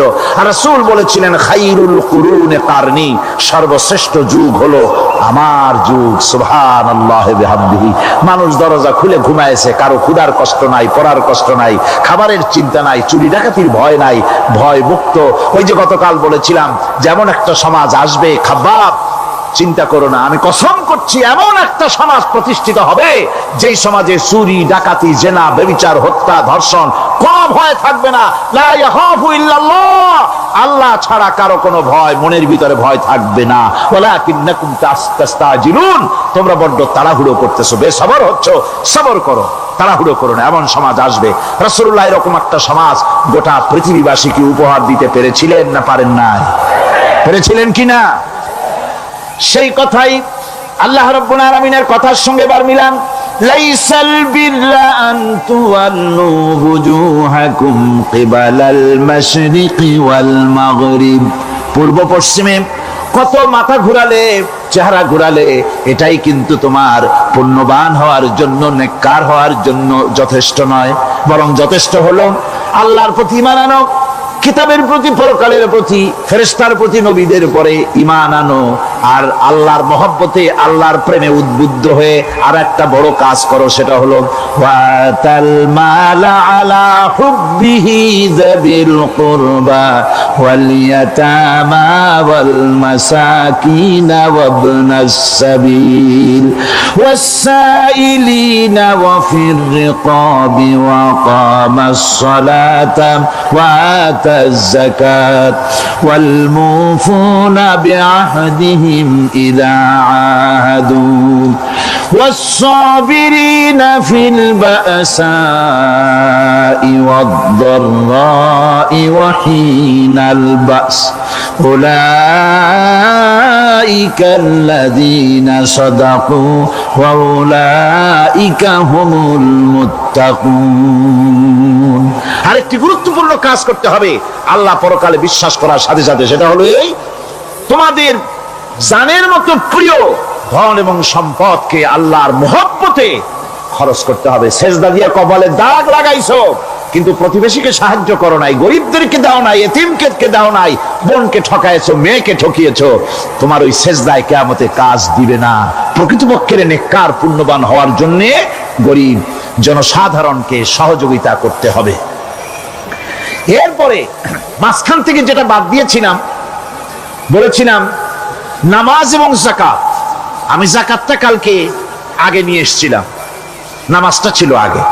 সেই নামাজটা যেহেতু আলাদা একটা বিষয় হবে, আর যাকাতটা সাদকার সাথে সামঞ্জস্য আছে, সেই জন্য যাকাত আর সাদাকার কথাটা একসঙ্গে মিলাই বলেছিলাম। এখন শুরু করছি নামাজ। সালাত, সালাত এর আবিধানিক অর্থ হচ্ছে কোন জিনিসের দিকে মুখ ফিরানো। সালাতের অর্থ হচ্ছে নিকটবর্তী হওয়া, মুখ ঘুরানো, মুতাওয়াজ্জা হওয়া। ওই যে হযরত ইব্রাহিম আলাইহিস সালাম বলেছিলেন, ইন্নী ওয়াজ্জাহতু ওয়াজহিয়া লিল্লাযী ফাতারাস সামাওয়াতি ওয়াল আরদ। জানেন আপনারা? পড়েন, إني وجهت وجهي للذي فطر السماوات والأرض حنيفا وما أنا من المشركين নিশ্চয় আমার মুখ ঘুরাই দিলাম কার দিকে? যিনি আকাশ এবং জমিনের স্রষ্টা, সব কিছুর মালিক যিনি, তার দিকে আমি মুতাওয়াজ্জা হলাম। নামাজের অর্থই হচ্ছে মুতাওয়াজ্জা হওয়া, মুখ ঘুরিয়ে দেওয়া, চেহারা ঘুরিয়ে দেওয়া। আর নামাজের আরেক অর্থ হচ্ছে নিকটবর্তী থেকে আরো নিকটবর্তী হওয়া। আমরা কি নিকটবর্তী হতে চাই? না বুঝলে কবেন কি? নিকটবর্তী হইতে চাই কার? আল্লাহ। আমরা কি আল্লাহর নিকটবর্তী হতে চাই? আল্লাহ রাব্বুল আলামিন বলেন নিকটবর্তী হতে হলে ওয়াসজুদ ওয়াকতারিব, সেজদা দাও আর সেজদার মাধ্যমে আমার নিকটবর্তী হয়ে যাও। সেজদা দিলেই আল্লাহর নিকটবর্তী হওয়া যায়। কোন সুবহানাল্লাহ। সাহাবী, আল্লাহ নবীর সাহাবী প্রশ্ন করেছেন, নবীজি বান্দা কখন আল্লাহর নিকটবর্তী হয়ে যায়? নবীজি বলেছেন বান্দা যখন সেজদা দেয় তখন আল্লাহর বান্দার মাঝে কোনো হিজাব থাকে না, একদম আল্লাহ পাকের নিকটবর্তী হয়ে যায় বান্দা যখন সেজদায় পড়ে যায়। সুতরাং নামাজ হচ্ছে নিকটবর্তী হওয়া, সালাত এটা হচ্ছে নিকটবর্তী হওয়া।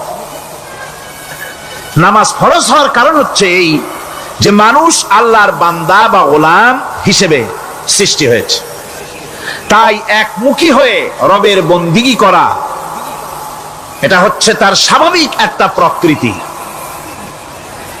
আল্লাহ রাব্বুল আলামিন এই প্রকৃতির দাবি মিটাবার জন্যই নামাজের ব্যবস্থা করেছেন। মানুষের ফিতরত, মানুষের নেচার, মানুষের ফিতরত হচ্ছে এই যে কারো না কারো কাছে মাথা নত করা, হাত জোড় করা, মাথা নত করা, সার্বভৌমত্বের মালিক কাউকে মনে করা। হাত জোড় করতে হলে, মাথা নত করতে হলে, সার্বভৌমত্বের মালিক হিসেবে কাউকে গ্রহণ করতে হলে আল্লাহর বিকল্প কেউ আছে নাকি? ইসলামের মূল দাওয়াতটা হলো ফিতরত অনুযায়ী দাওয়াত দেওয়া হয়েছে, মানুষ যেন মাথা নত করে গোলামি করে। এজন্য আল্লাহ রাব্বুল আলামিন বলেছেন যে আমি মানুষ এবং জিনকে সৃষ্টি করেছি, তার কারণটাই হলো মা খালাকতুল জিন্না ওয়াল ইনসা ইল্লা লিয়াবুদুন।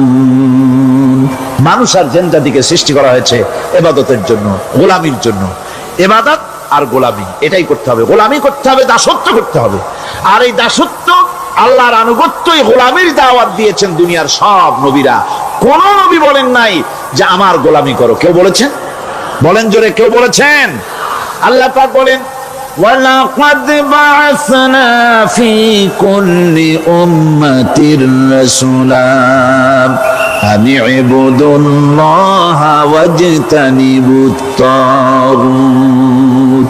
প্রত্যেক জাতির জন্য আমি রাসূল প্রেরণ করেছি, তারা মানুষকে দাওয়াত দিয়েছেন এই কথা বলে যে এক আল্লাহর গোলামি করো, তিনি ছাড়া কোনো ইলাহ নাই, আইনদাতা নাই, বিধানদাতা নাই, তার গোলামি, তার সামনে মাথা নত করে দাও।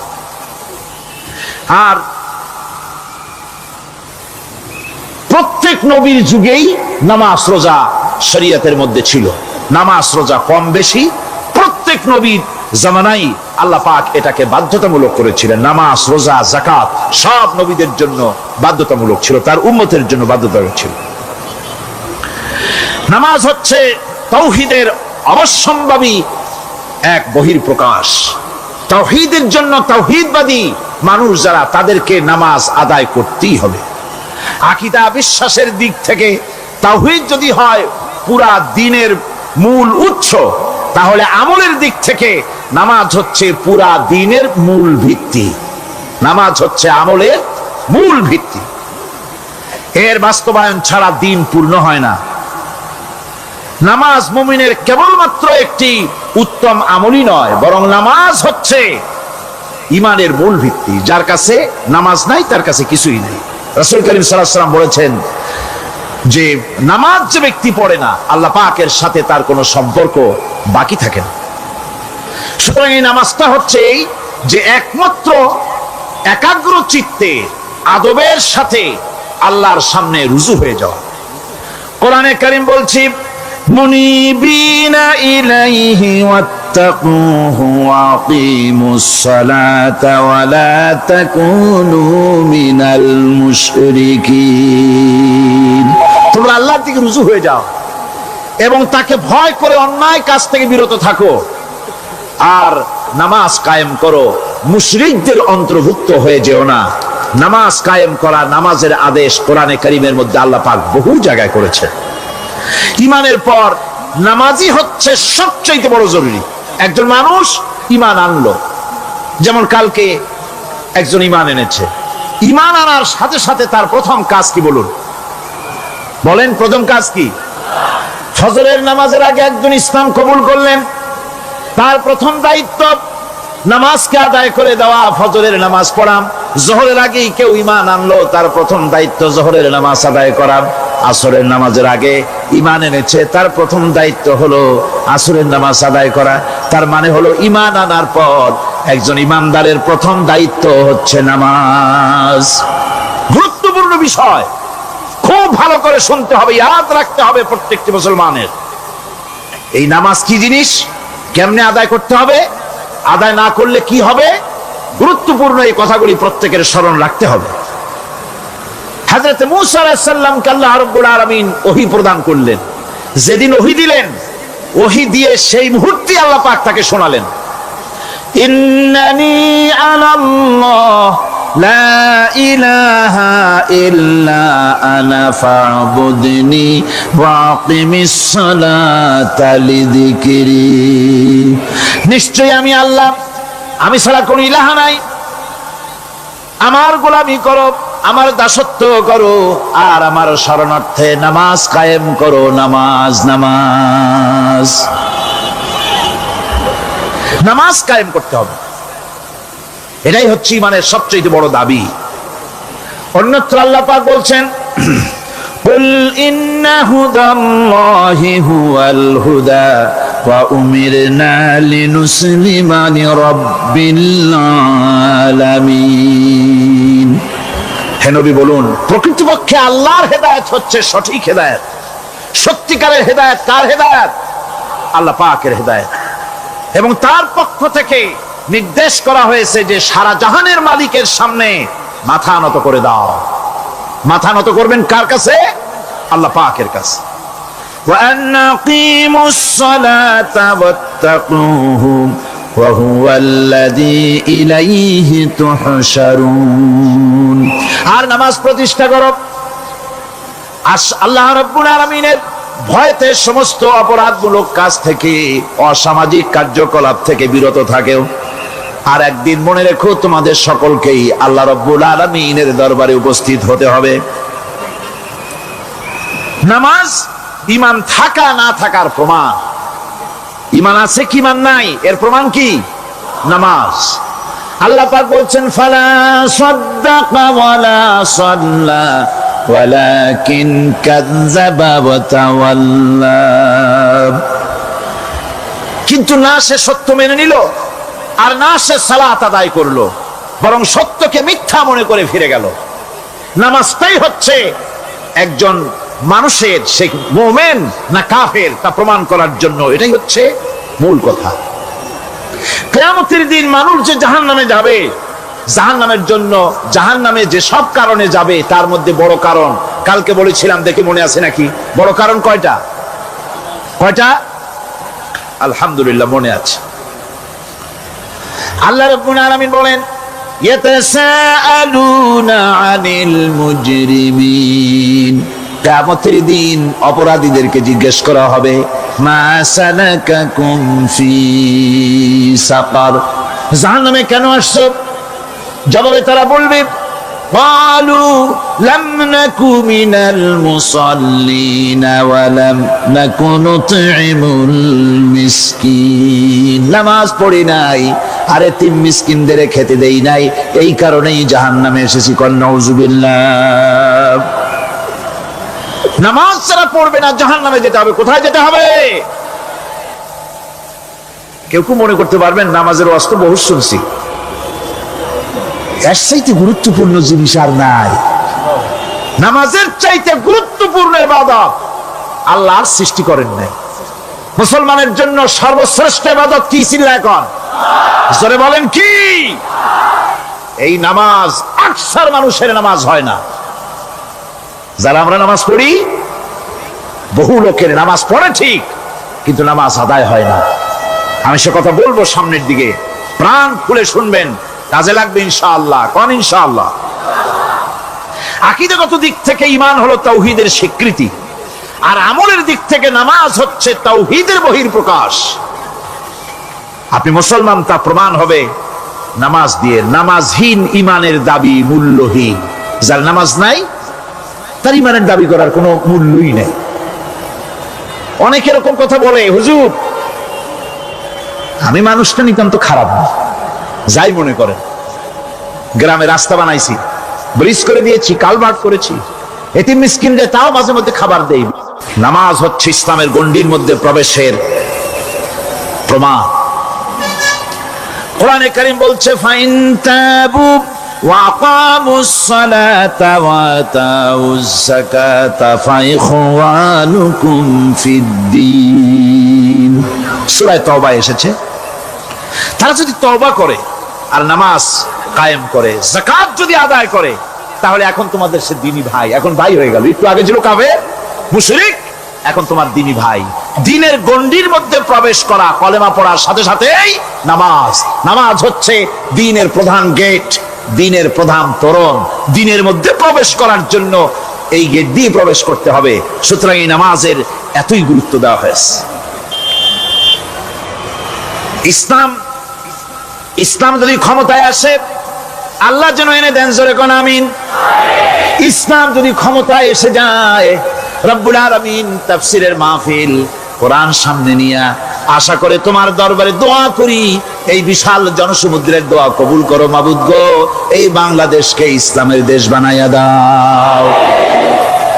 দেশটা যদি ইসলামের হয়ে যায়, আইন যদি আল্লাহর হয়, শাসন যদি সৎ লোকেরা করে, রব্বুল আলামিন কোরআন শরীফে বলেন, তাহলে তারা 4টা কাজ করবে। আল্লাযীনা ইম্মাক্কান্নাহুম ফিল আরদ আকামুস সালাতা ওয়া আতাউজ যাকাত ওয়া আমারু বিল মা'রুফি ওয়া নাহাউ আনিল মুনকার। মুমিনেরা ক্ষমতায় এসে প্রথম যে কাজটা করবে, প্রথমে ক্ষমতায় এসেই নামাজ বাধ্যতামূলক করবে। প্রথম কি? ওয়াজ নসিহতে অনুরোধ করা হবে না, বাবাজিরা আল্লাহর রাস্তায় নামাজটা পড়ে না। রেডিও এবং টেলিভিশনের মাধ্যমে রাষ্ট্রপ্রধান অর্ডার করে দিবেন, আজ থেকে বাংলাদেশের 12 কোটি তাওহীদি জনতা, নারী পুরুষ যারা আকেল বালিগ, সকলের জন্য নামাজ বাধ্যতামূলক, নামাজ পড়তেই হবে। এটা অর্ডার। বেলা যখন 1টা বেজে যাবে, বেলা যখন 1টা বাজবে, সমস্ত মসজিদে আজান শুরু হয়ে যাবে। আজানের সাথে সাথে অফিস, আদালত, কল কারখানা, ক্ষেত খামার, শিক্ষাঙ্গন সব ডেডলক হয়ে যাবে। আধা ঘন্টার জন্য বন্ধ হয়ে যাবে। যারা মুসলমান অফিসে, কলেজে, ইউনিভার্সিটিতে, সর্বত্র তারা নামাজের জন্য প্রস্তুতি নেবেন। আধা ঘন্টার ভিতরে নামাজ আর খানা সেরে আবার কলেজ চলবে, বিশ্ববিদ্যালয় চলবে, কল চলবে, কারখানা চলবে, ক্যান্টনমেন্ট চলবে, সেক্রেটারিয়েট চলবে, সব আপন গতিতে চলতে থাকবে। আল্লাহর রহমত, বরকত আকাশ ফেরে নাজিল হয়ে যাবে। আর এই অর্ডার যে দেওয়া হবে, নামাজ পড়বেন সেখানে। থানায় যখন আজান হবে, থানায় আজান হয়ে গেছে, থানার স্টাফ, পুলিশ যারা আছে জামাতে খাড়া হয়ে যাবে, ইমামতি করবেন ওসি সাহেব। এসপির অফিসে এসপি সাহেব ইমামতি করবেন, ডিসি সাহেব তার অফিসে ইমামতি করবেন, মন্ত্রী সেক্রেটারিয়েটে ইমামতি করবেন, প্রেসিডেন্ট বঙ্গভবনে ইমামতি করবেন, বিশ্ববিদ্যালয়ের ভাইস চ্যান্সেলরের ইমামতিতে সে জায়গার মুসলমান ছাত্র ছাত্রী, শিক্ষক শিক্ষয়িত্রী এক জামাতে নামাজ আদায় করবে। এই যদি হয় চিত্র দেশের, অপরাধ থাকবে? থানায় ওসি সাহেব নিজেই যদি জামাতের ইমামতি করেন, এইভাবে নামাজ আদায় করেন পুলিশদের নিয়ে জামাতে, ঘুষ আর খাবে তারা? এসপি সাহেবের অফিসে, ডিসি সাহেবের অফিসে মন্ত্রীরা যদি ভাবে নামাজ কায়েম করে, তাহলে কি অন্যায় অপরাধ কিছু থাকবে সমাজে? থাকবে না। সুতরাং নামাজ বাধ্যতামূলক করে দেওয়া হবে। নামাজ বাধ্যতামূলক, সকলকে নামাজ পড়তে হবে। নামমাত্র মুসলিম জাতির রাষ্ট্র ক্ষমতা গ্রহণ করাই হলো ইসলামী শাসন ব্যবস্থা নয়। ইসলাম ক্ষমতায় গিয়া অমুসলিমদের উপরে শাসন জারি করবে, আর অন্যান্য সরকারের মতো আমোদ ফুর্তি করে আর রাস্তাঘাট বানায় টানা এসিতে শুয়ে থাকবে, তা না। রাস্তা হবে, ঘাট হবে, কলেজ হবে, সব হবে, কিন্তু যারা মুসলমান তাদেরকে নামাজ পড়তে হবে। গোটা জনগণকে শাসক আর শাসিত উভয় গোলাম হবে আল্লাহ।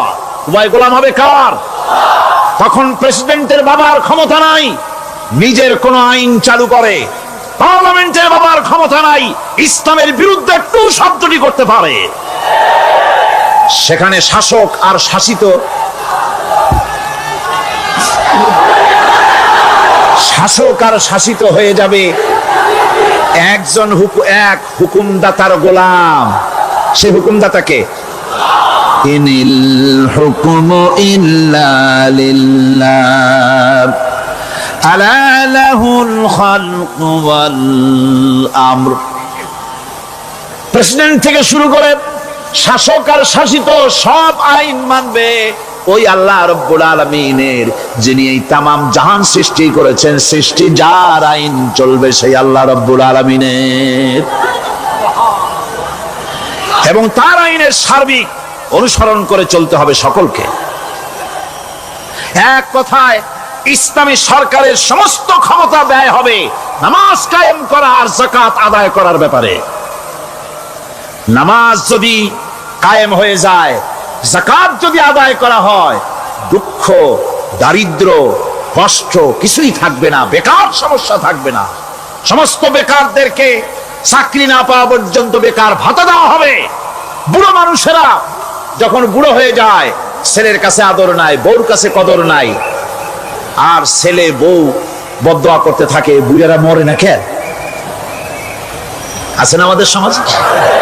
ইসলামী সরকার এলে পরে এই বৃদ্ধ মানুষদের ব্যবস্থা করা হবে। তাদের প্রতি এই ধরনের অসদাচরণ কেউ করতে সাহস পাবে না। সুতরাং নামাজ প্রতিষ্ঠা এবং যাকাত আদায় হলেই সমাজের অন্যায় অবিচার যা আছে তার 12 আনাই বিলুপ্ত হয়ে যাবে। কল আলহামদুলিল্লাহ। তখন চাকরিতে প্রমোশন হবে নামাজের ভিত্তিতে। এখন প্রমোশন হয় কে কত ঘুষ খাইতে পারে, কে কত সরকারের দালালি করে বিবেকের বিরুদ্ধে বিরোধী দলকে বেশি করে পেটাতে পারে, এর উপরে ভিত্তি করে প্রমোশন হয়। ইসলামী সরকার যখন আসবে, ইসলামী সরকার যখন প্রতিষ্ঠিত হয়ে যাবে, তখন চাকরির প্রমোশন নির্ভর করবে তার সুন্দর চরিত্র আর নামাজের পাবন্দির উপরে ভিত্তি করে। সমাজে দুঃখ দুর্দশা থাকবে, যেরকম থাকবে থাকবে। আমার ভাইয়েরা, নামাজ হচ্ছে আল্লাহ রাব্বুল আলামিনের সাহায্য লাভের একমাত্র মাধ্যম। আল্লাহর কাছে যদি সাহায্য পেতে চাই তাহলে নামাজ লাগবে। লাগবে কি কোন? وَلَقَدْ أَخَذَ اللَّهُ مِيثَاقَ بَنِي إِسْرَائِيلَ وَبَعَثْنَا مِنْهُمُ 12 نَقِيًّا وَقَالَ اللَّهُ إِنِّي مَعَكُمْ لَئِنْ أَقَمْتُمُ الصَّلَاةَ। আল্লাহ পাক বলেন, বনি ইসরাঈলদের নিকট আমি ওয়াদা নিয়েছিলাম, তোমরা যদি মানুষদেরকে অসামাজিক কার্যকলাপ থেকে যদি তোমরা ফিরাইতে পারো, মানুষদেরকে অসামাজিক কার্যকলাপ থেকে তোমরা ফিরাবে। 12টা গোত্রের জন্য 12 জন নকিব নির্দিষ্ট করে দেওয়া হলো, তাদের দায়িত্ব দেওয়া হলো।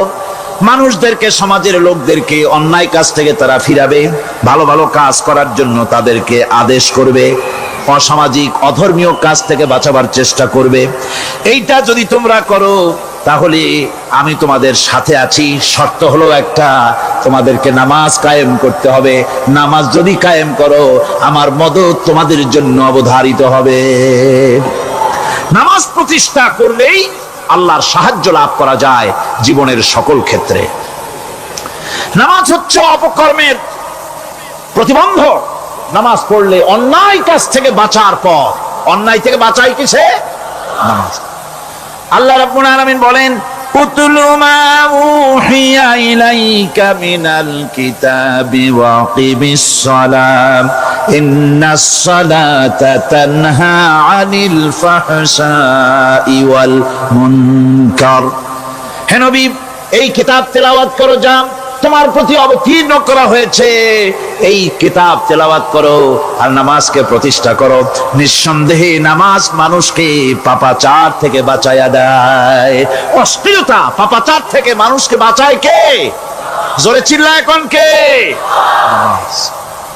এই নামাজ মানুষকে অন্যায় কাজ থেকে বাঁচায় দেয়। নামাজ যে মানুষকে অন্যায় কাজ থেকে বাঁচায়, কেমনে বাঁচায়? আমরা যে নামাজ পড়ি, এই নামাজে তো আমাদেরকে অন্যায় কাজ থেকে বাঁচাইতে পারে না। নামাজি বহুত মানুষ আছে অন্যায় করে, করে কিনা? কর না, করে না? করে। নামাজি অথচ অন্যায় করে। আর আল্লাহ বলছেন নামাজিকে, নামাজ তাকে অশ্লীলতা থেকে ফিরায়। তাহলে কথা কাটটা ঠিক? আল্লাহটা জোরে বলেন, কাটটা ঠিক? অবশ্যই আমার আল্লাহর কথা হক। আমি ভুল করতেছি, আমি যেন কোথাও ভুল করতেছি, সামথিং ইজ রং, কোথাও যেন আমরা ভুল করে বসতেছি, সেই ভুলটা কি আমরা আবিষ্কার করতে চেষ্টা করবো ইনশাআল্লাহ। প্রথম যে কথাটা সেটা হচ্ছে যে আমরা যা নামাজে পড়ি আমরা তা বুঝি না। কথা ঠিক কিনা? আমি যদি এখন প্রশ্ন করি সামি আল্লাহু লিমান হামিদা অর্থ কি, কম ফার্স্ট ডিভিশনে কয়েকটা লেটার নিয়ে ফেল করবেন, এরকম লোক আছেন না নাই? সুবহান রাব্বিয়াল আলা অর্থ কি জানি না, সুবহান রাব্বিয়াল আযীমের অর্থ কি জানি না, দোয়া কুনুত অর্থ কি জানি না, তাশাহুদ অর্থ কি জানি না, সূরা ফাতিহার অর্থ কি জানি না। এমন কি উযুর মধ্যে কয়টা ফরজ তা অনেকের জানা নাই। কথা কি বেশি বললাম না ঠিক বলছি? একজনে জিজ্ঞেস করলো, মিয়া উযুতে কয় ফরজ? কয় হুজুর কি মনে করেন যে বুঝি জানি না? এটা তো সাধারণ ব্যাপার, বলেন না কয় ফরজ? কয় উযুতে তো 17 ফরজ। কি কি? কয় হাত ধোয়া, পাও ধোয়া, মুখ ধোয়া, নাক ধোয়া, চোখ ধোয়া, জিহ্বা ধোয়া, মাথা ধোয়া। বলতে বলতে গুনে দেখা গেল প্রায় 19টার মতো বলছে। বলা হলো, মিয়া বললেন আপনি উযুতে ফরজ 17টা, কইলেন আপনি 19টা। কয় হুজুর জানি আরো, বলি না আপনাদের ভয়তে।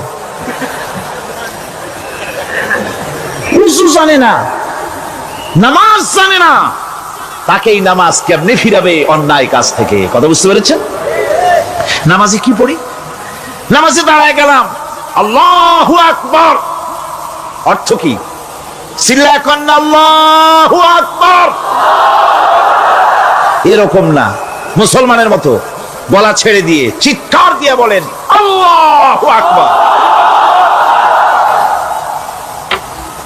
এই আল্লাহু আকবার, আল্লাহ সর্বশ্রেষ্ঠ, তার চাইতে বড় আর কেউ নাই।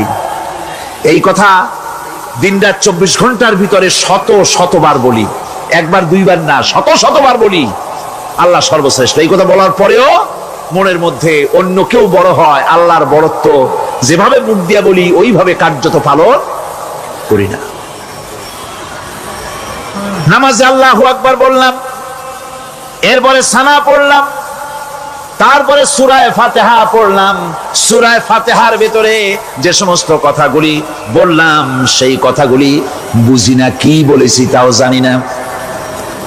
এরপরে সুবহান রাব্বিয়াল আলা বলেছি, সুবহান রাব্বিয়াল আযীম বলেছি, সামি আল্লাহু লিমান হামিদা বলেছি, অর্থ কি জানি না। আল্লাহ তা শুনতে পান, যে ব্যক্তি আল্লাহর প্রশংসা করেন তিনি তা শুনতে পান। নামাজের মধ্যে আইডিয়া দেওয়া হচ্ছে, তুমি যে আল্লাহর জন্য নামাজ পড়তেছো, প্রশংসা করতেছো, এটা এমন নয় যে আল্লাহ পাক দেখছেন না বা শুনতেছেন না। তুমি যা বলতেছো, প্রশংসা করতেছো, আল্লাহ পাক তা শুনতে পাচ্ছেন। সামি আল্লাহু লিমান হামিদা, সুবহান রাব্বিয়াল আলা, আমি মহান সর্বশ্রেষ্ঠ আল্লাহ রাব্বুল আলামিনের পবিত্রতা ঘোষণা করছি, আমি তার প্রশংসা করছি। সূরা ফাতিহার কি আমরা বলি আপনারা ব্যাখ্যা দেখে বুঝে নিন, সেগুলি আমি এখানে বলে বাকি কথা সব শেষ করতে পারবো না। এরপরে আমরা নামাজের মধ্যে দোয়া কুনুত পড়ি। সেই দোয়া কুনুতে যে কি ওয়াদাটা করি, অন্তত আমার তো মনে হয় সাধারণ মানুষের মধ্যে 99.9 লোকেরা জানে না দোয়া কুনুতে কি পড়ে, অর্থ বোঝে না। দোয়া কুনুতের মধ্যে বলা হচ্ছে আল্লাহুম্মা ইন্না নাস্তাঈনুকা, আয় আল্লাহ আমি তোমার কাছে সাহায্য চাই। কার কাছে সাহায্য চাই? আল্লাহর কাছে সাহায্য চাই। নামাজের ভিতরে বলতেছেন, এই কথা যদি অর্থ আপনি জানতেন যে তোমার কাছে সকল ব্যাপারে সাহায্য চাই তোমার কাছে, এই কথাটা যদি মনে প্রাণে বুঝতেন, তাহলে দুনিয়ায় কোনো মাজারে গিয়া মরা জিন্দা মানুষের কাছে গিয়া নিজের ছেলে মেয়ে চাইতেন না, চাকরির উন্নতি চেতেন না। আপনি নামাজের ভিতরে বলতেছেন আপনার কাছে, আয় আল্লাহ আপনার কাছে সর্বপ্রকারের সাহায্য আপনার কাছে চাই। নামাজের ভিতরে কিসের মধ্যে বলতেছেন? বিশ্বাস যদি করতেন, যদি বুঝতেন, তাহলে যত বড় পীর আসুক দেশ থেকে আর বিদেশ থেকে, সন্তান চাওয়ার জন্য পাগল হয়ে পায়ের উপরে পড়ে থাকতেন না, আল্লাহর কাছেই চাইতেন। কার কাছে চাইতেন? এরপরে বলতেছেন ওয়ানাস্তাগফিরুকা, তোমার কাছে ক্ষমা চাই, গুনাহ করেছি, অনেক গুনাহ করেছি, তোমার কাছে ক্ষমা চাই, কারণ সাহায্য করতে পারো তুমি, গুনাহও মাফ করতে পারো তুমি। গুনাহ মাফ করার ক্ষমতা কি আছে পৃথিবীর কারো? আকাশে জমিনে আল্লাহ ছাড়া মানুষের গুনাহ কেউ মাফ করতে পারে?